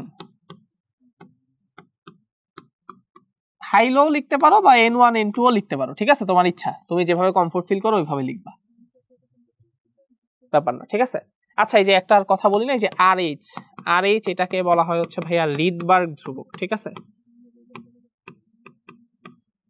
রিডবার্গ কনস্ট্যান্ট, এটার ভ্যালু কত? এটার ভ্যালু হচ্ছে ভাইয়া মুখস্থ, তোমরা জানো সবাই, 109,678 সেটা হচ্ছে পার সেন্টিমিটার, আর পার মিটারে লিখলে হচ্ছে 109,678,00 পার মিটার। ঠিক আছে, এই হচ্ছে আমাদের রিডবার্গ কনস্ট্যান্টের ভ্যালু। আচ্ছা, এখন আমরা হচ্ছে এই যে লাইম্যান সিরিজ যেটা বলতেছিলাম আর কি, লাইম্যান সিরিজে কি হয়েছে দেখো, আমরা যদি লাইম্যান সিরিজ নিয়ে চিন্তা করি, লাইম্যান সিরিজ হচ্ছে মানে এখানে n1 মানে যেখানে ইলেকট্রনটা পড়ে সেটা হচ্ছে 1 হইতে হবে, মানে লোয়ার এনার্জি লেভেল সেটা হচ্ছে 1, মানে প্রথম শক্তি স্তর উচ্চতর কোন শক্তি স্তর থেকে যদি, মানে উচ্চতর শক্তি স্তরটা কত, মানে n2 বা n হাই যেটা সেটা কত, সেটা হতে পারে 2 3 4 ডট ডট ডট ডট একদম ইনফিনিটি পর্যন্ত হতে পারে। ঠিক আছে, যে কোনোটা হতে পারে, মানে উচ্চতর যে কোনো শক্তি স্তর থেকে যদি প্রথম শক্তি স্তরে ইলেকট্রনটা পড়ে তখনই আমার হচ্ছে লাইম্যান সিরিজের সৃষ্টি হয়। ঠিক আছে, লাইম্যান সিরিজে অ্যাকচুয়ালি অতিবেগুনি অঞ্চল সৃষ্টি হয়, হোয়াট এভার, এগুলা বিস্তারিত আলোচনা তোমরা সবাই জানো। আর বামার সিরিজ হচ্ছে, এটাই বলতেছিলাম আর কি, এই যে লাইম্যান সিরিজ মানে হচ্ছে ব্যাপারটা হচ্ছে এরকম, মানে ধরো যে কোনো শক্তি স্তর থেকে ইলেকট্রনটা হচ্ছে ধরো প্রথম শক্তি স্তরে পড়ছে, সবগুলোর ক্ষেত্রে দেখো যে এই যে n1, সবগুলোর ক্ষেত্রে n1 কিন্তু হচ্ছে 1, n1 মানে হচ্ছে n লো, মানে প্রথম শক্তি স্তরে ইলেকট্রনটা পড়ছে। ঠিক আছে, উচ্চতর যে কোনো শক্তি স্তর থেকে পড়তে পারে, এই হচ্ছে আমার লাইম্যান সিরিজ। আর বামার সিরিজ হচ্ছে এই যে n1 এর ভ্যালু হবে 2, তাহলে n2 কত, n2 তার উপর থেকে হইতে হবে 3 4 5 ডট ডট ডট ইনফিনিটি পর্যন্ত। লাইম্যান বামার প্যাসচেন, এখানে ইলেকট্রনটা যদি উচ্চতর কোনো শক্তি স্তর থেকে 3 নম্বর শক্তি স্তরে পড়ে তখন, আচ্ছা বামার সিরিজ হচ্ছে এটা দৃশ্যমান অঞ্চল। ঠিক আছে, বামার সিরিজ দৃশ্যমান অঞ্চল, আর প্যাসচেন ব্র্যাকেট ফান্ড এগুলো হচ্ছে অবলোহিত অঞ্চল।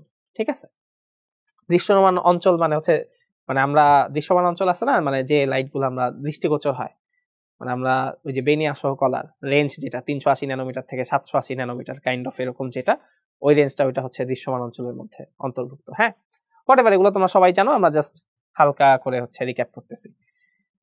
আর n1 যদি 3 হয়, লাইম্যান বামার প্যাসচেন মানে হচ্ছে 3 নাম্বার শক্তি স্তরে ইলেকট্রনটা পড়তে হবে, তাহলে পড়ছে কি আরো উঁচা থেকে, হ্যাঁ 4 5 6 ডট ডট ডট ইনফিনিটি পর্যন্ত যে কোনো জায়গায় হতে পারে।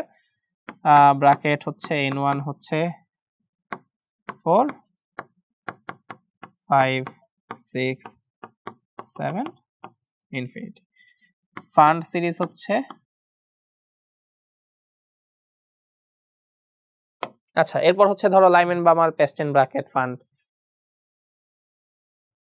Lyman Balmer Paschen Brackett Pfund, এরপর আরেকটা সিরিজ আছে, মানে আরেকটা লাইম্যান সিরিজ, আরেকটা হচ্ছে ধরো হামফ্রিজ সিরিজ আছে একটা, যদি 6 নাম্বার শক্তি স্তরে ইলেকট্রন পড়ে উচ্চতর কোনো শক্তি স্তর থেকে তখন হচ্ছে হামফ্রিজ সিরিজের সৃষ্টি হয়। ঠিক আছে, এগুলো সবই হচ্ছে অবলোহিত অঞ্চল। ঠিক আছে, মানে প্রথমটা হচ্ছে অতিবেগুনি অঞ্চল, মানে লাইম্যান সিরিজে যদি কোনো ইলেকট্রন আসে, লাইম্যান সিরিজ ক্রিয়েট হলে অতিবেগুনি অঞ্চল সৃষ্টি হয়। এরপর হচ্ছে বামার সিরিজ হচ্ছে এটা দৃশ্যমান অঞ্চলের অন্তর্ভুক্ত, এরপর সবগুলাই হচ্ছে অবলোহিত অঞ্চলের অন্তর্ভুক্ত।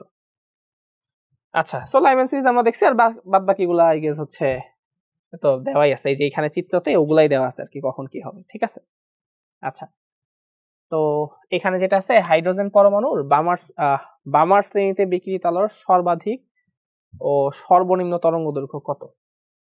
ফাইন, আচ্ছা বামার সিরিজের কথা বলছে না, লাইম্যান বামার, তার মানে তুমি এইটা শিওর যে ভাইয়া এখানে n1 এর ভ্যালু হচ্ছে 2, মানে বামার কোনটা, ধরো শক্তি স্তর আছে হচ্ছে অসীম সংখ্যক, এই যে প্রথমটাই যদি পড়ে তাহলে তো লাইম্যান সিরিজ, এখানে পড়ছে কই থেকে, n1 এর ভ্যালু হচ্ছে 2 ফর বামার সিরিজ। এই যে বর্ণালীগুলো, এগুলো কিন্তু ভাই শুধুমাত্র হাইড্রোজেন পরমাণুর জন্য আমরা যেগুলো স্টাডি করতেছি। আচ্ছা, এখন তাহলে যেটা হয়েছে সর্বাধিক ও সর্বনিম্ন তরঙ্গ দৈর্ঘ্য কত, আমরা জানি যে যত হচ্ছে দূরে যাব তত কি শক্তি অনেক বেশি, তাই না, শক্তি অনেক বেশি। তাহলে বা এটা আমরা হচ্ছে দেখতেও পারি। যেমন ধরো হচ্ছে আমি যদি তোমাকে বলি, প্রবলেম আছে নাই, দেখো ধরো আমি যদি একটু জাস্ট তোমাকে ব্যাখ্যা করি, ফর হাইড্রোজেন অ্যাটম E1 হচ্ছে -13.6 eV, E2 কি E1 ইন্টু 1/n²। z² লেখার দরকার নাই। আচ্ছা z² তুমি লিখতে পারো, কারণ হাইড্রোজেনের জন্য z তো 1ই। সো এটা যদি করো তাহলে দেখবো তোমার কত আসে, -13.6 ডিভাইড বাই 4, এটা আসে হচ্ছে -3.4 eV।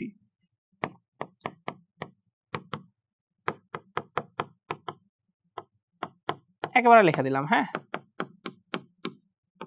এটা আসে হচ্ছে -13.6/9।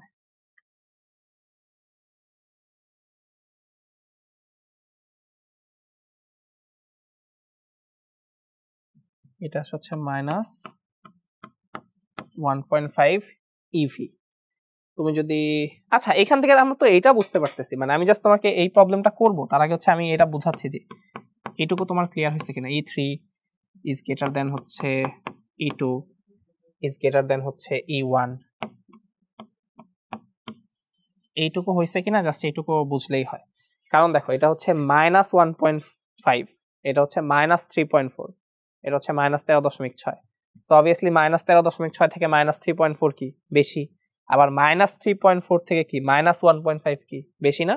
দেখো আগে কিন্তু মাইনাস আছে, ঠিক আছে, মাইনাসগুলো চিন্তা করো। এই এনার্জির এগুলা মাইনাসের সিগনিফিকেন্সটা কি? মাইনাসের সিগনিফিকেন্স হচ্ছে বুঝায় যে ইলেকট্রনটা বাউন্ডেড আছে, মানে ইলেকট্রনটা মাইনাস দিয়ে বুঝায় যে ইলেকট্রনটাকে যে নিউক্লিয়াসটা আকর্ষণ করে ধরে রাখছে সেটা বুঝায় হচ্ছে মাইনাস দিয়ে।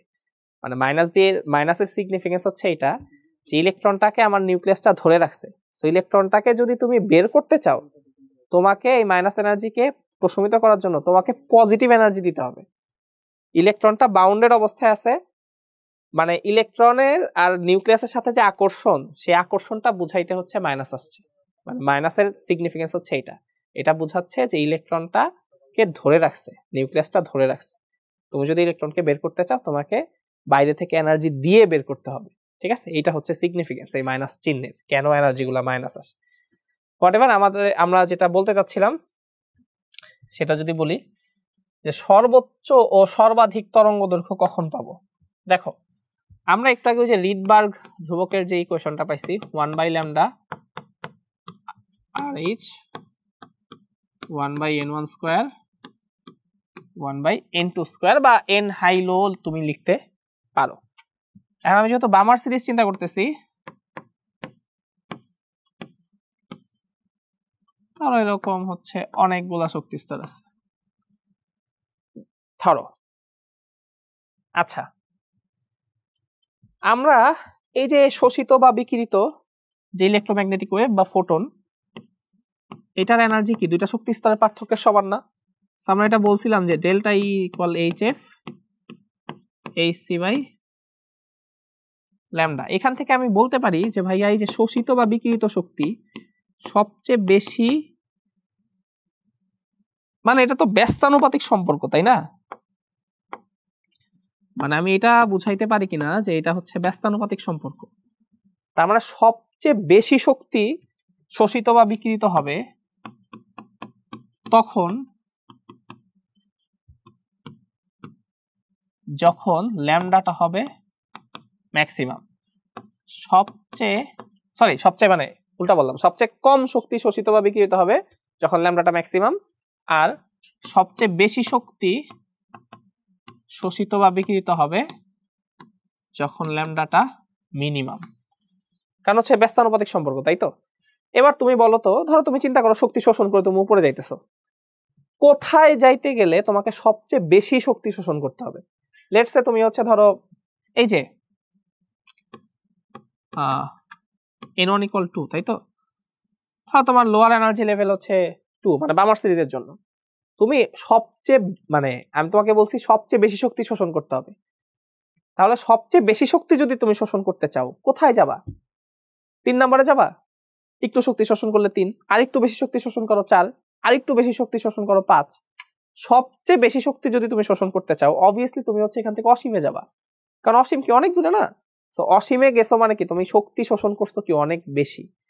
তুমি যেহেতু শক্তি অনেক বেশি শোষণ করছো, তোমার যদি শোষিত শক্তির পরিমাণ হয় সবচেয়ে বেশি, তাহলে তরঙ্গ দৈর্ঘ্য পাবা তুমি কি সবচেয়ে কম। মানে ওই যে ফোটনটা অ্যাবজর্ব করছো না, সেই ফোটনের একটা ওয়েভলেন্থ আছে না, সেটার কথা বলতেছি। বা শোষিত শক্তি বা বিকিরিতর ক্ষেত্রেও same.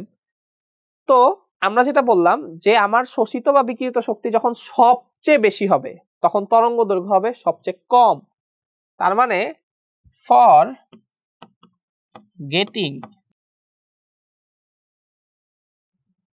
Getting lambda minimum n2 এর ভ্যালু হইতে হবে ইনফিনিটি। যে কারো ক্ষেত্রেই, মানে তুমি যে কারো ক্ষেত্রে Lyman series, Balmer series, Paschen series, যে সিরিজ নিয়ে চিন্তা করো, আমি যদি বলি যে সবচেয়ে বেশি শক্তি শোষণ করবা, তার মানে কি সবচেয়ে বেশি শক্তি যদি শোষণ করো তুমি তো ইনফিনিটিতেই যাবা, তাই না? ইনফিনিটি থেকেই তো যাবা, ইনফিনিটিতেই যাবা। শক্তি, শোষিত শক্তি যদি বেশি হয় অবভিয়াসলি তার মানে যেহেতু শক্তির সাথে তরঙ্গ দৈর্ঘ্যটা ব্যস্তানুপাতিক, তার মানে এখানে ওয়েভলেন্থটা হবে, ওই ফোটনের ওয়েভলেন্থটা হবে মিনিমাম। ঠিক আছে? সো আমি যদি বলি ফর গেটিং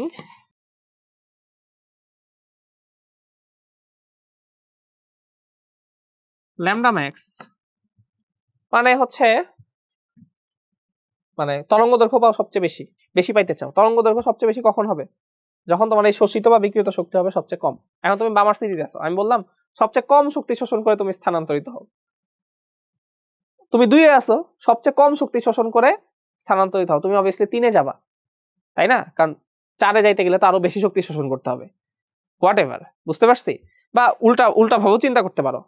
ধরো আমি তোমাকে যদি বলি যে তুমি হচ্ছে কোথায় আছো, 4 নাম্বার শক্তি স্তরে আছো, আমি তোমাকে বললাম সবচেয়ে কম শক্তি বিকিরণ করো, তো 4 থেকে তুমি কি হয় 3 এ যাইতে পারো, 4 থেকে তুমি 2 এ নামতে পারো, 4 থেকে 1 এও নামতে পারো।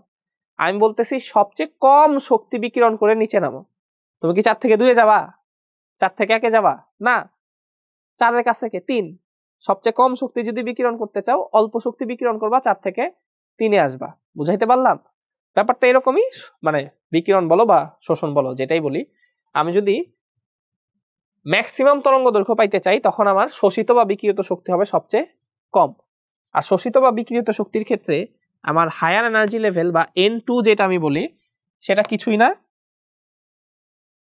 n2 এর ভ্যালু হবে হচ্ছে n1 এর সাথে 1 যোগ, মানে ইমিডিয়েট, মানে লোয়ার এনার্জি লেভেলের ইমিডিয়েট উপরেরটা। ঠিক আছে? তো বামার সিরিজের ক্ষেত্রে ওকে আই গেস হচ্ছে আমরা এখন পারবো হাইড্রোজেন পরমাণুর ক্ষেত্রে বামার শ্রেণীতে বিকিরিত আলোর সর্বাধিক ও সর্বনিম্ন তরঙ্গ দৈর্ঘ্য কত।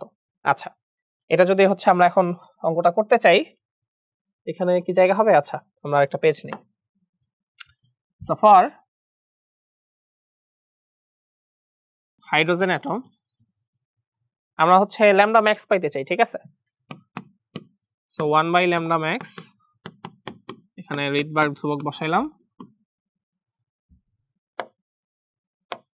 1/n1 square minus 1/n2 square. So 1096780 per metre SI এককে নিচ্ছি। সো যেহেতু আমার হচ্ছে বামার সিরিজ, তার মানে n1 লোয়ার এনার্জি লেভেল হচ্ছে 2, এটা ফিক্সড। যেহেতু ভাইয়া আমি সর্বোচ্চ তরঙ্গ দৈর্ঘ্য পাইতে চাচ্ছি, তার মানে কি বিকিরিত শক্তি কি খুবই কম, তার মানে সেটা উপর থেকে যে নিচে পড়ছে, বিকিরণ মানে কি উপর থেকে নিচে পড়ছে না, কত উপর থেকে নিচে পড়ছে? পড়ছি হচ্ছে 2 নাম্বার শক্তি স্তরে। কত উপর থেকে? অনেক উপর থেকে পড়ছি না, সবচেয়ে বিকিরিত শক্তি হচ্ছে সবচেয়ে কম। বিকিরিত শক্তি যদি সবচেয়ে কম হয় তাহলে তো তরঙ্গ দৈর্ঘ্য হবে কি সবচেয়ে বেশি। আমরা জাস্ট ইমিডিয়েট উপরেরটা থেকে পড়ছি, n1 ছিল 2, n2 হবে কি তার থেকে 1 বেশি, 3 নাম্বারটা থেকে পড়ছি। তো এখান থেকে জাস্ট ওলট পালট করবা, ওলট পালট করলেই হচ্ছে আমরা ভ্যালু পেয়ে যাব। আচ্ছা, এরপর হচ্ছে আমি যদি ল্যামডা মিনিমাম পাইতে চাই, মানে ল্যামডা মিনিমাম মানে কি যেখানে বিকিরিত শক্তি কি সবচেয়ে, বিকিরিত শক্তি কি সবচেয়ে বেশি, মানে একদম অসীম থেকে ইলেকট্রনটা পড়ছে, শক্তি বিকিরণ করছে অনেক বেশি, বিনিময়ে যে ফোটনটা রিলিজ করছে তার তরঙ্গ দৈর্ঘ্য হয়েছে সবচেয়ে কম। 1096780 2 নম্বরে পড়ছে মানে লোয়ার এনার্জি লেভেল পড়ছে কই থেকে অসীম থেকে 1/∞ তো জিরোই সো আমি যদি এখান থেকে পাশ ও পাশ করি ক্যালকুলেশন তোমরা করে নিও এই হচ্ছে আমার সর্বোচ্চ আর সর্বনিম্ন তরঙ্গ দৈর্ঘ্য আচ্ছা আমাদের আর দুইটা অঙ্ক আছে এটা হচ্ছে একটা বোর্ড প্রবলেম চিত্রে হাইড্রোজেন পরমাণু শক্তি স্তর দেখানো আছে এবং ইলেকট্রন স্থানান্তরের ক্ষেত্রে এ বি এবং সি তিনটি ধাপ দেখানো হয়েছে যেন একটি হতে 6513 অ্যাংস্ট্রম তরঙ্গ দৈর্ঘ্যের ফোটন কণা নির্গত হয় ফাইন বুঝলাম সি দেয়া আছে এইচ দেয়া আছে n = শক্তি স্তর ইলেকট্রনের বেগ নির্ণয় করো তো এটা যদি আমরা হচ্ছে করতে চাই উদ্দীপকের প্রদত্ত তরঙ্গ দৈর্ঘ্যের ফোটন কণা নিঃসরণের জন্য আচ্ছা n = -3.4 eV আচ্ছা ফাইন আচ্ছা এখানে কি বলছে হাইড্রোজেন পরমাণু আচ্ছা ঠিক আছে হাইড্রোজেন পরমাণু এটা প্রথম শক্তি স্তর দেখানো আছে হাইড্রোজেন পরমাণু হচ্ছে দ্বিতীয় শক্তি স্তর দেখানো আছে হাইড্রোজেন পরমাণু তৃতীয় হাইড্রোজেন পরমাণু চতুর্থ শক্তি স্তর এখানে দেখানো আছে সো যেহেতু হাইড্রোজেন পরমাণু বলে দেয়া আছে তো আমি হচ্ছে ওই যে চাইলে আমি ডাইরেক্ট হচ্ছে আমার ফর্মুলা দিয়েই করে দিতে পারি যেমন আমি যদি এখানে গ নাম্বার কোশ্চেনটা যদি অ্যাপ্রোচ নেই আমার গ ফর্মুলা কি ছিল আমরা যদি ভি এর ফর্মুলাটা একটু দেখে নেই ZE square divided by 2NH epsilon naught ZE square divided by 2NH epsilon naught V equal ZE square divided by 2NH epsilon naught just এরপর হচ্ছে ভ্যালু বসাইলেই হয়ে যাচ্ছে আমি ডিরেক্টও করতে পারি বাট যেহেতু এটা হচ্ছে বোর্ড প্রবলেম এখন হচ্ছে আমার 3 মার্কের অ্যানসার করতে হবে তাই আমি হচ্ছে পুরাটাই নিলাম ঠিক আছে নাহলে তুমি করতে পারতা 2.18 × 10⁶ এরপর হচ্ছে ওইভাবে করাই যেত z/n দিয়ে বাট আমার মনে হয় যে যেহেতু 3 মার্কে আসছে একটু হচ্ছে পুরাটা বড় করেই পড়ো সো হাইড্রোজেন না হ্যাঁ হাইড্রোজেন z ইলেকট্রনের চার্জ এরপর হচ্ছে 2 n হচ্ছে 2 h হচ্ছে আবার হচ্ছে এই যে h এরা যেটা দিছে সেটাই ইউজ করতে হবে 6.6 দিছে এরা okay fine 6.6 10⁻34 2NH epsilon not কি দিয়ে দিছে নাকি না এপসাইলন নট দেয় নাই 2NH এপসাইলন নট 8.854 × 10⁻12 ঠিক আছে আই গেস হচ্ছে এটা করলেই হয়ে যাবে এরপর হচ্ছে ধরো এখান থেকে তুমি পাবা V ইকুয়াল হচ্ছে বাক্স মিটার পার সেকেন্ড এটা কোনো চ্যালেঞ্জিং কিছু না ইজি জাস্ট ফর্মুলা বসাইলেই হয় ঠিক আছে এই হচ্ছে ঘ যদি করতে চাই ঘ কি বলছে যে উদ্দীপকের প্রদত্ত তরঙ্গ দৈর্ঘ্যের ফোটন উদ্দীপকের ফোটনটা কি এই যে ফোটনটাতে আছে উদ্দীপকের ফোটনের তরঙ্গ দৈর্ঘ্য হচ্ছে এত উদ্দীপকের প্রদত্ত তরঙ্গ দৈর্ঘ্যের ফোটন করা নিঃসরণের জন্য এ বি এবং সি এর মধ্যে কোনটি দায়ী দেখো আমরা ওই যে বোর মডেলে কিন্তু বলছি যে এইখানে তুমি নিচে থেকে উপরে যাও বা উপর থেকে নিচে আসো নিচে থেকে উপরে গেলে কি তুমি ফোটন অ্যাবজর্ব করছো তুমি কিন্তু যে কোনো ওয়েভলেন্থের ফোটন অ্যাবজর্ব করতেছো না কজ তুমি 1 থেকে 2 নম্বরে গেছো তোমার একটা ফিক্সড ওয়েভলেন্থের ফোটন অ্যাবজর্ব করছো 1 থেকে 3 এ গেছো একটা ফিক্সড ওয়েভলেন্থের ফোটন অ্যাবজর্ব করছো যে কোনো ফোটন অ্যাবজর্ব করলে কিন্তু ব্যাপারটা হচ্ছে না ঠিক আছে এটা কিন্তু ব্যাপারটা কিন্তু ওই যে বলছিলাম না যে এনার্জি লেভেলগুলোর শক্তি নির্দিষ্ট বোর মডেলের তো আমরা হচ্ছে ওই যে মতবাদগুলো যখন দেখলাম তখনই বলছি তো এখন এই যে তরঙ্গ দৈর্ঘ্যের ফোটনটা বের হইছে নির্গত হয়েছে তার মানে আমি উপর থেকে নিচে নামছি বি থেকে মানে কি বলছে উদ্দীপকের প্রদত্ত তরঙ্গ দৈর্ঘ্যের ফোটন করা নিঃসরণের জন্য এ বি এবং সি এর মধ্যে কোনটি দায়ী আচ্ছা ঠিক আছে ওকে এবার হচ্ছে আমাকে আসলে দেখতে হবে যে যে ফোটনটা আছে সেটার এনার্জিটা আসলে কত তাহলে দেখি যেটার সাথে হচ্ছে কোনটা ম্যাচ করবে ঠিক আছে উদ্দীপকের ফোটনের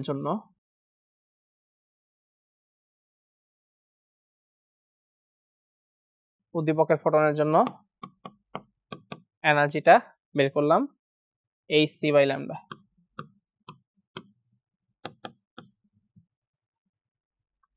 h হচ্ছে 6.6 ওরা যেহেতু দিয়ে দিছে 3 into 10 to the power 8 lambda কত 6513 অ্যাংস্ট্রম আছে মিটার নিব সো আমার সাথে সাথে হচ্ছে তোমরা এটা করে ফেলো বেটার হয় 6.6 into 10 to the power minus 34 into 3 into 10 to the power 8 divided by 6513 into 10 to the power minus 10 so এই এনার্জিটা আসতেছে হচ্ছে 3.04 into 10 to the power minus 19 joule ভাইয়া আমরা এটাকে হচ্ছে ইলেকট্রন ভোল্টে নিয়ে যাব ঠিক আছে আমরা জানি ইলেকট্রন ভোল্ট মানে কি 1 ইলেকট্রন ভোল্ট মানে হচ্ছে 1.6 10 to the power minus 19 joule এটা এখানে ইউজ করব মানে এটারে ওইটা দিয়ে ভাগ করে দিলেই তুমি হচ্ছে এটাকে ইলেকট্রন ভোল্টে নিতে পারবা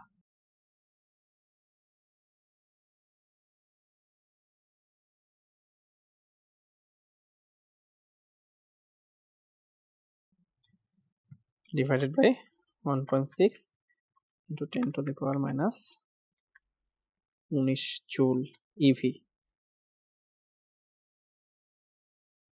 সেটা হচ্ছে ভাইয়া 1.9 EV ঠিক আছে 1.9 EV আসছে মানে যে ফোটনটা রিলিজ হইছে সেই ফোটনটা কি সেই ফোটনটার এনার্জি হচ্ছে 1.9 EV এখন তোমাকে দেখতে হবে ফোটনটা যে মানে কোন ফোটন যে রিলিজ হয় সেই ফোটনের এনার্জি কতটুকু থাকে ধরো আমি হচ্ছে E2 থেকে E1 এ আসছি তো একটা ফোটন রিলিজ হবে উপর থেকে নিচে আসছি যে ফোটনটা রিলিজ হলো তার এনার্জি কত হবে বলো তো E2 আর E1 এর মাঝে যে ডিফারেন্স এই ডিফারেন্সের সমপরিমাণ শক্তি এনার্জি হবে মানে ডিফারেন্সের সমপরিমাণ শক্তিটা রিলিজ হবে এখানে যে ফোটনটা রিলিজ হয়েছে তার এনার্জি হচ্ছে 1.9 EV তার মানে অবশ্যই 1.9 EV কি এই যে শক্তি স্তরগুলো আছে কোনো না কোনো শক্তি স্তরের কি কোনো দুইটা শক্তি স্তরের এনার্জির ডিফারেন্স তো এটা আমাকে এখন দেখতে হবে যে আসলে কি বলছে দেখো এর ক্ষেত্রে কি হয়েছে এ হচ্ছে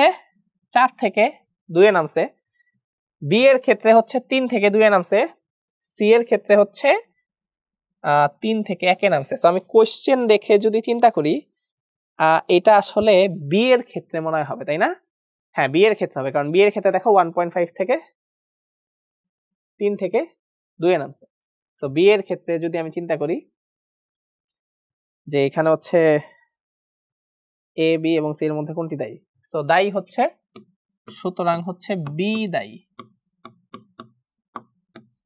এখন যদি বলো যে ভাই আপনি বুঝছেন কিভাবে ফর বি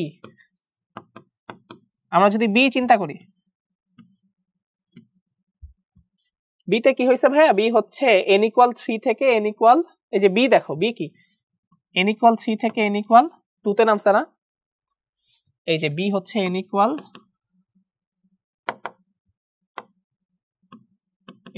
3 থেকে n = 2 তে নামছে তার মানে কি এই দুই শক্তি স্তরের পার্থক্যের সমপরিমাণ শক্তি মানে কি উপর থেকে নিচে নামছে তার মানে এই দুই শক্তি স্তরের পার্থক্যের সমপরিমাণ শক্তি সে কি করবে বিকিরণ করবে সো 3 নম্বর শক্তি স্তরের শক্তি ছিল কি 1.5 EV 2 নম্বর শক্তি স্তরের শক্তি ছিল কি -3.4 EV সো এই যে এই দুই শক্তি স্তরের যে পার্থক্যের সমপরিমাণ শক্তি এটাই তো সে বিকিরণ করবে তাই না আমি যদি এই যে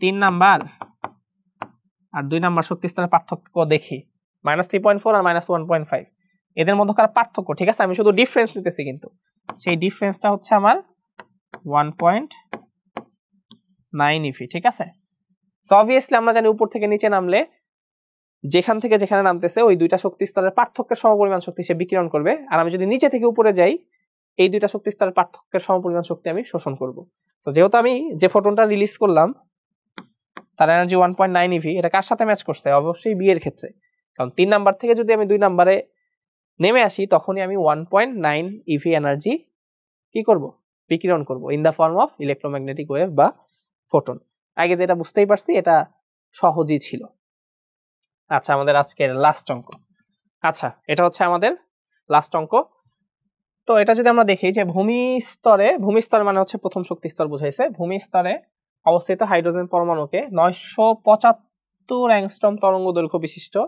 বিকিরণের সাহায্যে উদ্দীপ্ত করা হলো। বর্ণালীতে কি কি ধরনের রেখা পাওয়া যাবে? ফাইন। সর্বোচ্চ তরঙ্গ দৈর্ঘ্যের মান কত হবে? ওকে, আচ্ছা, সর্বোচ্চ তরঙ্গ দৈর্ঘ্য মানে কি? জাস্ট মানে যেখানে পড়তেছে তার ইমিডিয়েটলি উপরেরটা থেকে পড়লেই হবে। আর সর্বোচ্চ তরঙ্গ দৈর্ঘ্যের মান নির্ণয় করো। হাইড্রোজেন পরমাণুর ভূমি অবস্থার শক্তি হচ্ছে -13.6 ইভি। আচ্ছা, এই প্রবলেমটা যদি তাহলে আমরা একটু চিন্তা করি যে হচ্ছে এখানে কি হয়েছে। দেখো, ভূমি অবস্থার শক্তি দেওয়া আছে -13.6 ইভি। এখানে বলছে যে ভূমিস্তরে অবস্থিত হাইড্রোজেন পরমাণুকে 375 অ্যাংস্ট্রম তরঙ্গ দৈর্ঘ্য বিশিষ্ট বিকিরণের সাহায্যে উদ্দীপ্ত করছে। তার মানে সে কিন্তু হচ্ছে একটা এই যে মানে এই যে এই এনার্জিটা, সেই এনার্জিটা মানে এই ধরো একটা ফোটন আসছে, সেই ফোটন থেকে এই এনার্জিটা তুমি হচ্ছে একসেপ্ট করছো। হ্যাঁ, মানে একসেপ্ট করছে ভূমি অবস্থায় হাইড্রোজেন পরমাণুতে যে ইলেকট্রনটা আছে সে। তাহলে এখানে তাহলে কি লিখবো? আগে দেখো তুমি হচ্ছে কি পরিমাণ এনার্জি হচ্ছে এই যে হাইড্রোজেন পরমাণুতে এত তরঙ্গ দৈর্ঘ্য বিশিষ্ট বিকিরণ যে বিকিরণের সাহায্যে উদ্দীপ্ত করা হলো। সো যে বিকিরণটা দিয়ে তুমি উদ্দীপ্ত করতেছো সেটার শক্তি আমি দেখতে চাই। ঠিক আছে, সো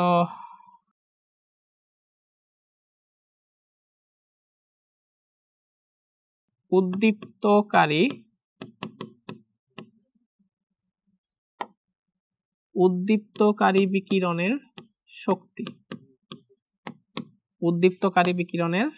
শক্তি যদি আমি চিন্তা করি, আমরা জানি সেটা হচ্ছে hc/λ। আমরা যদি ভ্যালুগুলো বসাই যে 6.626 10⁻⁻34, c এর ভ্যালু হচ্ছে 3 × 10⁸, আর ল্যামডা হচ্ছে 975 অ্যাংস্ট্রমকে হচ্ছে 10⁻⁻10 দিয়ে গুণ দিয়ে মিটারে নেওয়া যায়। সো এটা যদি আমরা ক্যালকুলেট করি, আমার সাথে সাথে যদি তোমরাও করে ফেলো, কত হয়? 6.626 10⁻⁻34, 3 × 10⁸, hc/λ 975 10⁻⁻10। আচ্ছা, সো এই এনার্জি যেটা আসে ভাইয়া, এনার্জিটা আসে হচ্ছে 2.039 × 10⁻18 জুল।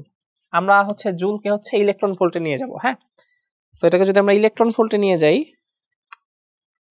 1.6 × 10⁻19 এটা দিয়ে ভাগ করবা, তাহলে যেটা আসবে সেটা হচ্ছে,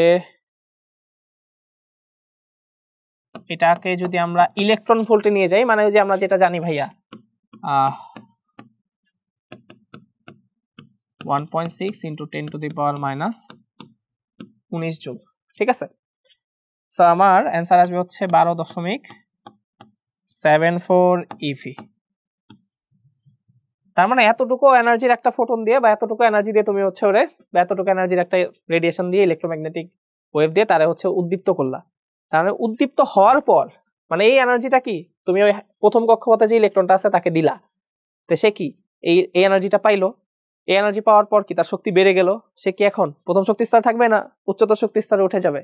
কারণ কি সে একটা রেডিয়েশন থেকে এনার্জি নিল না, ইলেকট্রোম্যাগনেটিক ওয়েভ থেকে সে এনার্জি নিছে না, এই এনার্জিটা নেওয়ার পর সে কি উপরে উঠে যাবে, উচ্চতর শক্তি স্তরে উঠে যাবে। তাহলে উদ্দীপ্ত হওয়ার পর, এটা আমরা হচ্ছে ল্যাঙ্গুয়েজটা এরকম হবে, উদ্দীপ্ত হওয়ার পর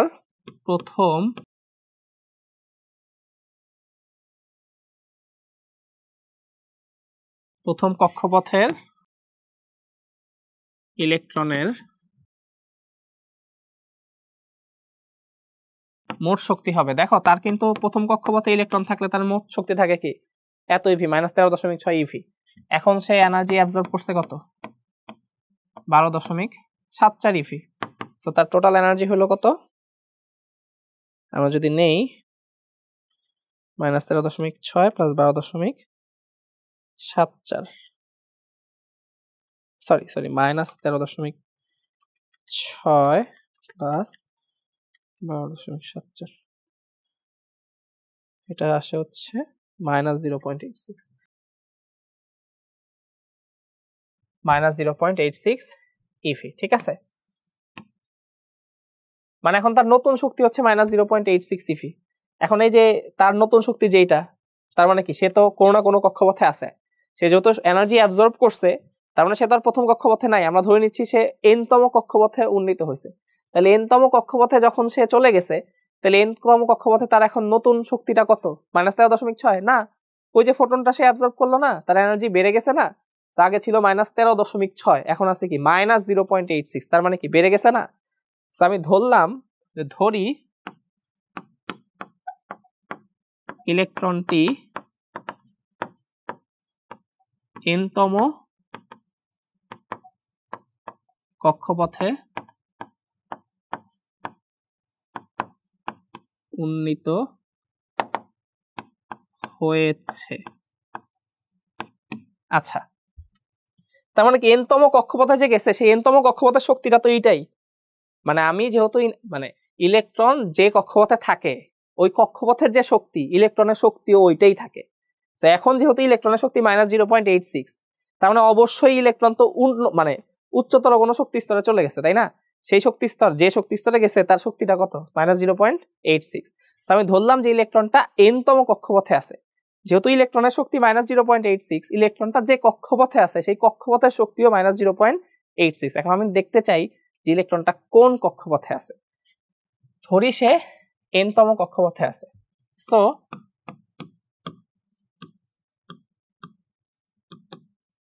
n-তম কক্ষপথের শক্তি En, আচ্ছা ভেঙে ভেঙে লিখি, En কি 1/n² z² লেখার দরকার নাই, কারণ এটা আসলে হাইড্রোজেন। n-তম কক্ষপথের শক্তি হচ্ছে -0.86 আর E1 হচ্ছে -13.6, দুইটাই ইভি, ইভি ইভি কাটা, আমি এখান থেকে হচ্ছে 1/, আমি n² পেয়ে গেলাম এখান থেকে।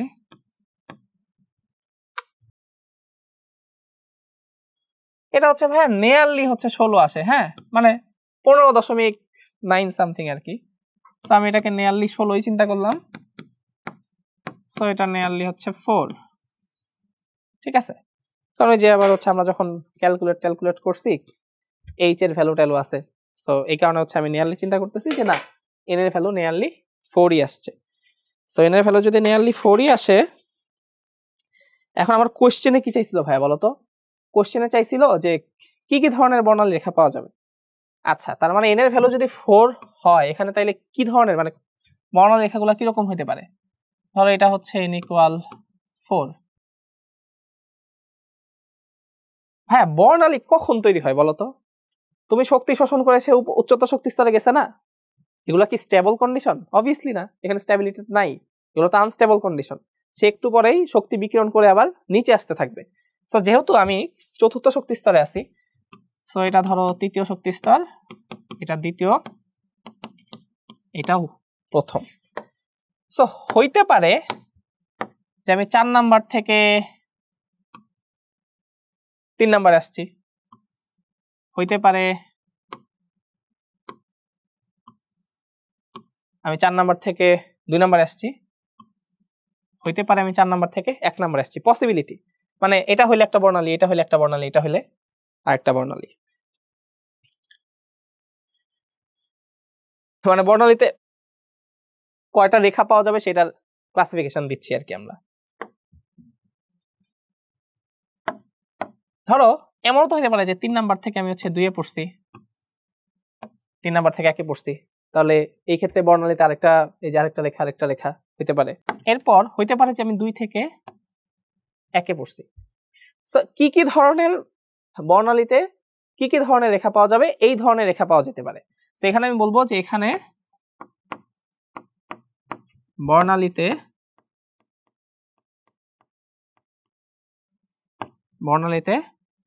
1 2 3 4 5 6 ধরনের রেখা পাওয়া যাবে। বর্ণালীতে 6 ধরনের রেখা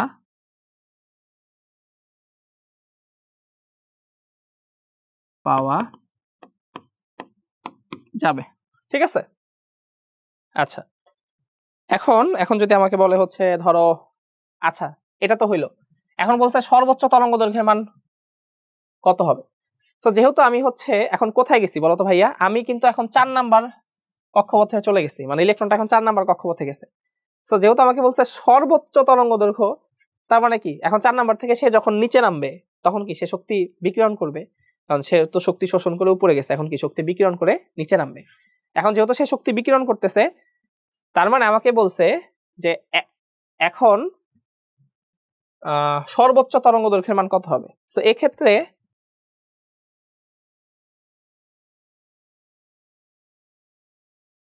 এক্ষেত্রে ল্যামডা ম্যাক্স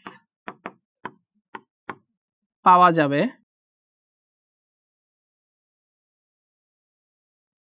যাবে যদি ইলেকট্রনটি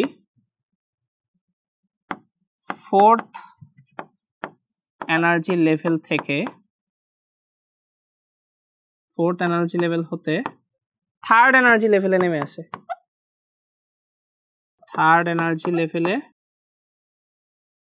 নেমে আসে।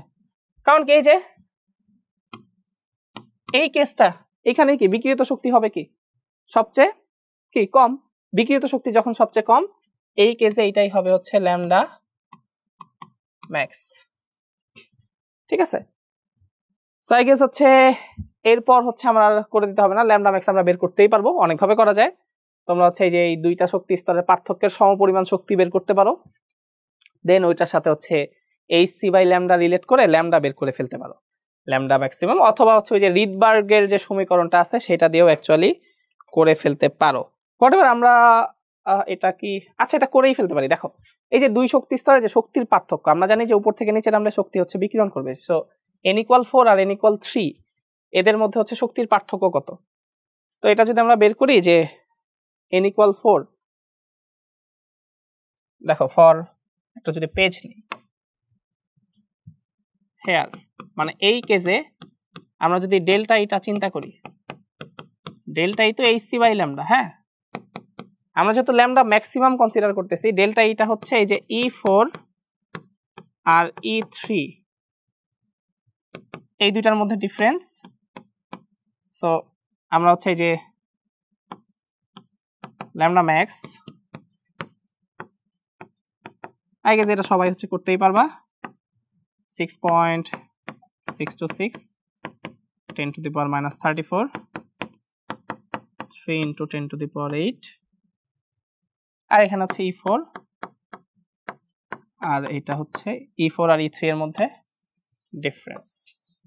ঠিক আছে, E4 এর এনার্জি তুমি জানো যে E4 এর এনার্জি হচ্ছে কত ছিল, এই যে -0.86, মানে যে এনার্জি হওয়ার পরেই আমি হচ্ছে চতুর্থ শক্তি স্তরে চলে গেছি। সো এই যে আমি জাস্ট দেখাই দিচ্ছি, তোমরা ভ্যালু বসিয়ে করে ফেললেই হবে, -0.86 EV। আর যদি বলো যে ভাইয়া E3 জানবো কিভাবে, E3 তো ইজি, এই যে -13.6 ইন্টু 1/3² ইন্টু z², তো এটা তো বের করাই যায়, -1.5। সো এগুলো হচ্ছে তোমরা দেন ডু ইট, এটা আপাতত আর করে দিচ্ছি না। হ্যাঁ এই যে দুটার ডিফারেন্স নিবা, ডিফারেন্স নেওয়ার পর হচ্ছে ভাইয়া কি হয়, ইভিটাকে কিন্তু অবভিয়াসলি অবশ্যই জুলে বানাইতে হবে, হ্যাঁ মাথায় রেখো, 1 ইভি মানে হচ্ছে 1.6 into 10 to the power minus 19 joule. So এই হচ্ছে ছিল আমাদের অঙ্ক।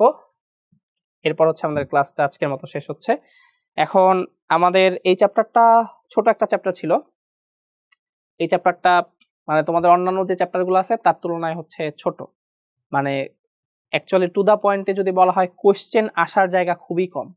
তো আমরা মোটামুটি এ পর্যন্ত 6টা লেকচারে পুরো চ্যাপ্টারটাই কভার করার চেষ্টা করছি, যতটুকু তোমার জন্য রিলেভেন্ট, তোমার জন্য, সেটা বুয়েট অ্যাডমিশন বলো, ঢাকা ইউনিভার্সিটি অ্যাডমিশন বলো, বা হচ্ছে তোমার বোর্ড পরীক্ষা বলো, আমরা যতটুকু এখানে দেখানোর ট্রাই করছি এতটুকু যদি আমরা সবাই ভালো মতো বাসায় যদি প্র্যাকটিস করতে পারি, আই হোপ তুমি অ্যাডমিশন টেস্ট বলো বা হচ্ছে বোর্ড পরীক্ষা বলো কোথাওই আটকাবা না। হ্যাঁ, বাট কথা হচ্ছে এখানে বাট অঙ্কের তো শেষ নাই, আমরা অনেকগুলা টাইপই দেখানোর ট্রাই করছি যেগুলো তোমাদের সিলেবাসের সাথে রিলেভেন্ট।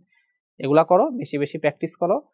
এগুলার সাথে আমরা যদি এগুলা দেখে পরিশ্রম করতে পারো বাসায়, আই গেস হচ্ছে তোমরা যেখানেই পরীক্ষা দাও সব জায়গায় সফল হবা। আজকের ক্লাস এখানেই শেষ হচ্ছে। Thanks everyone.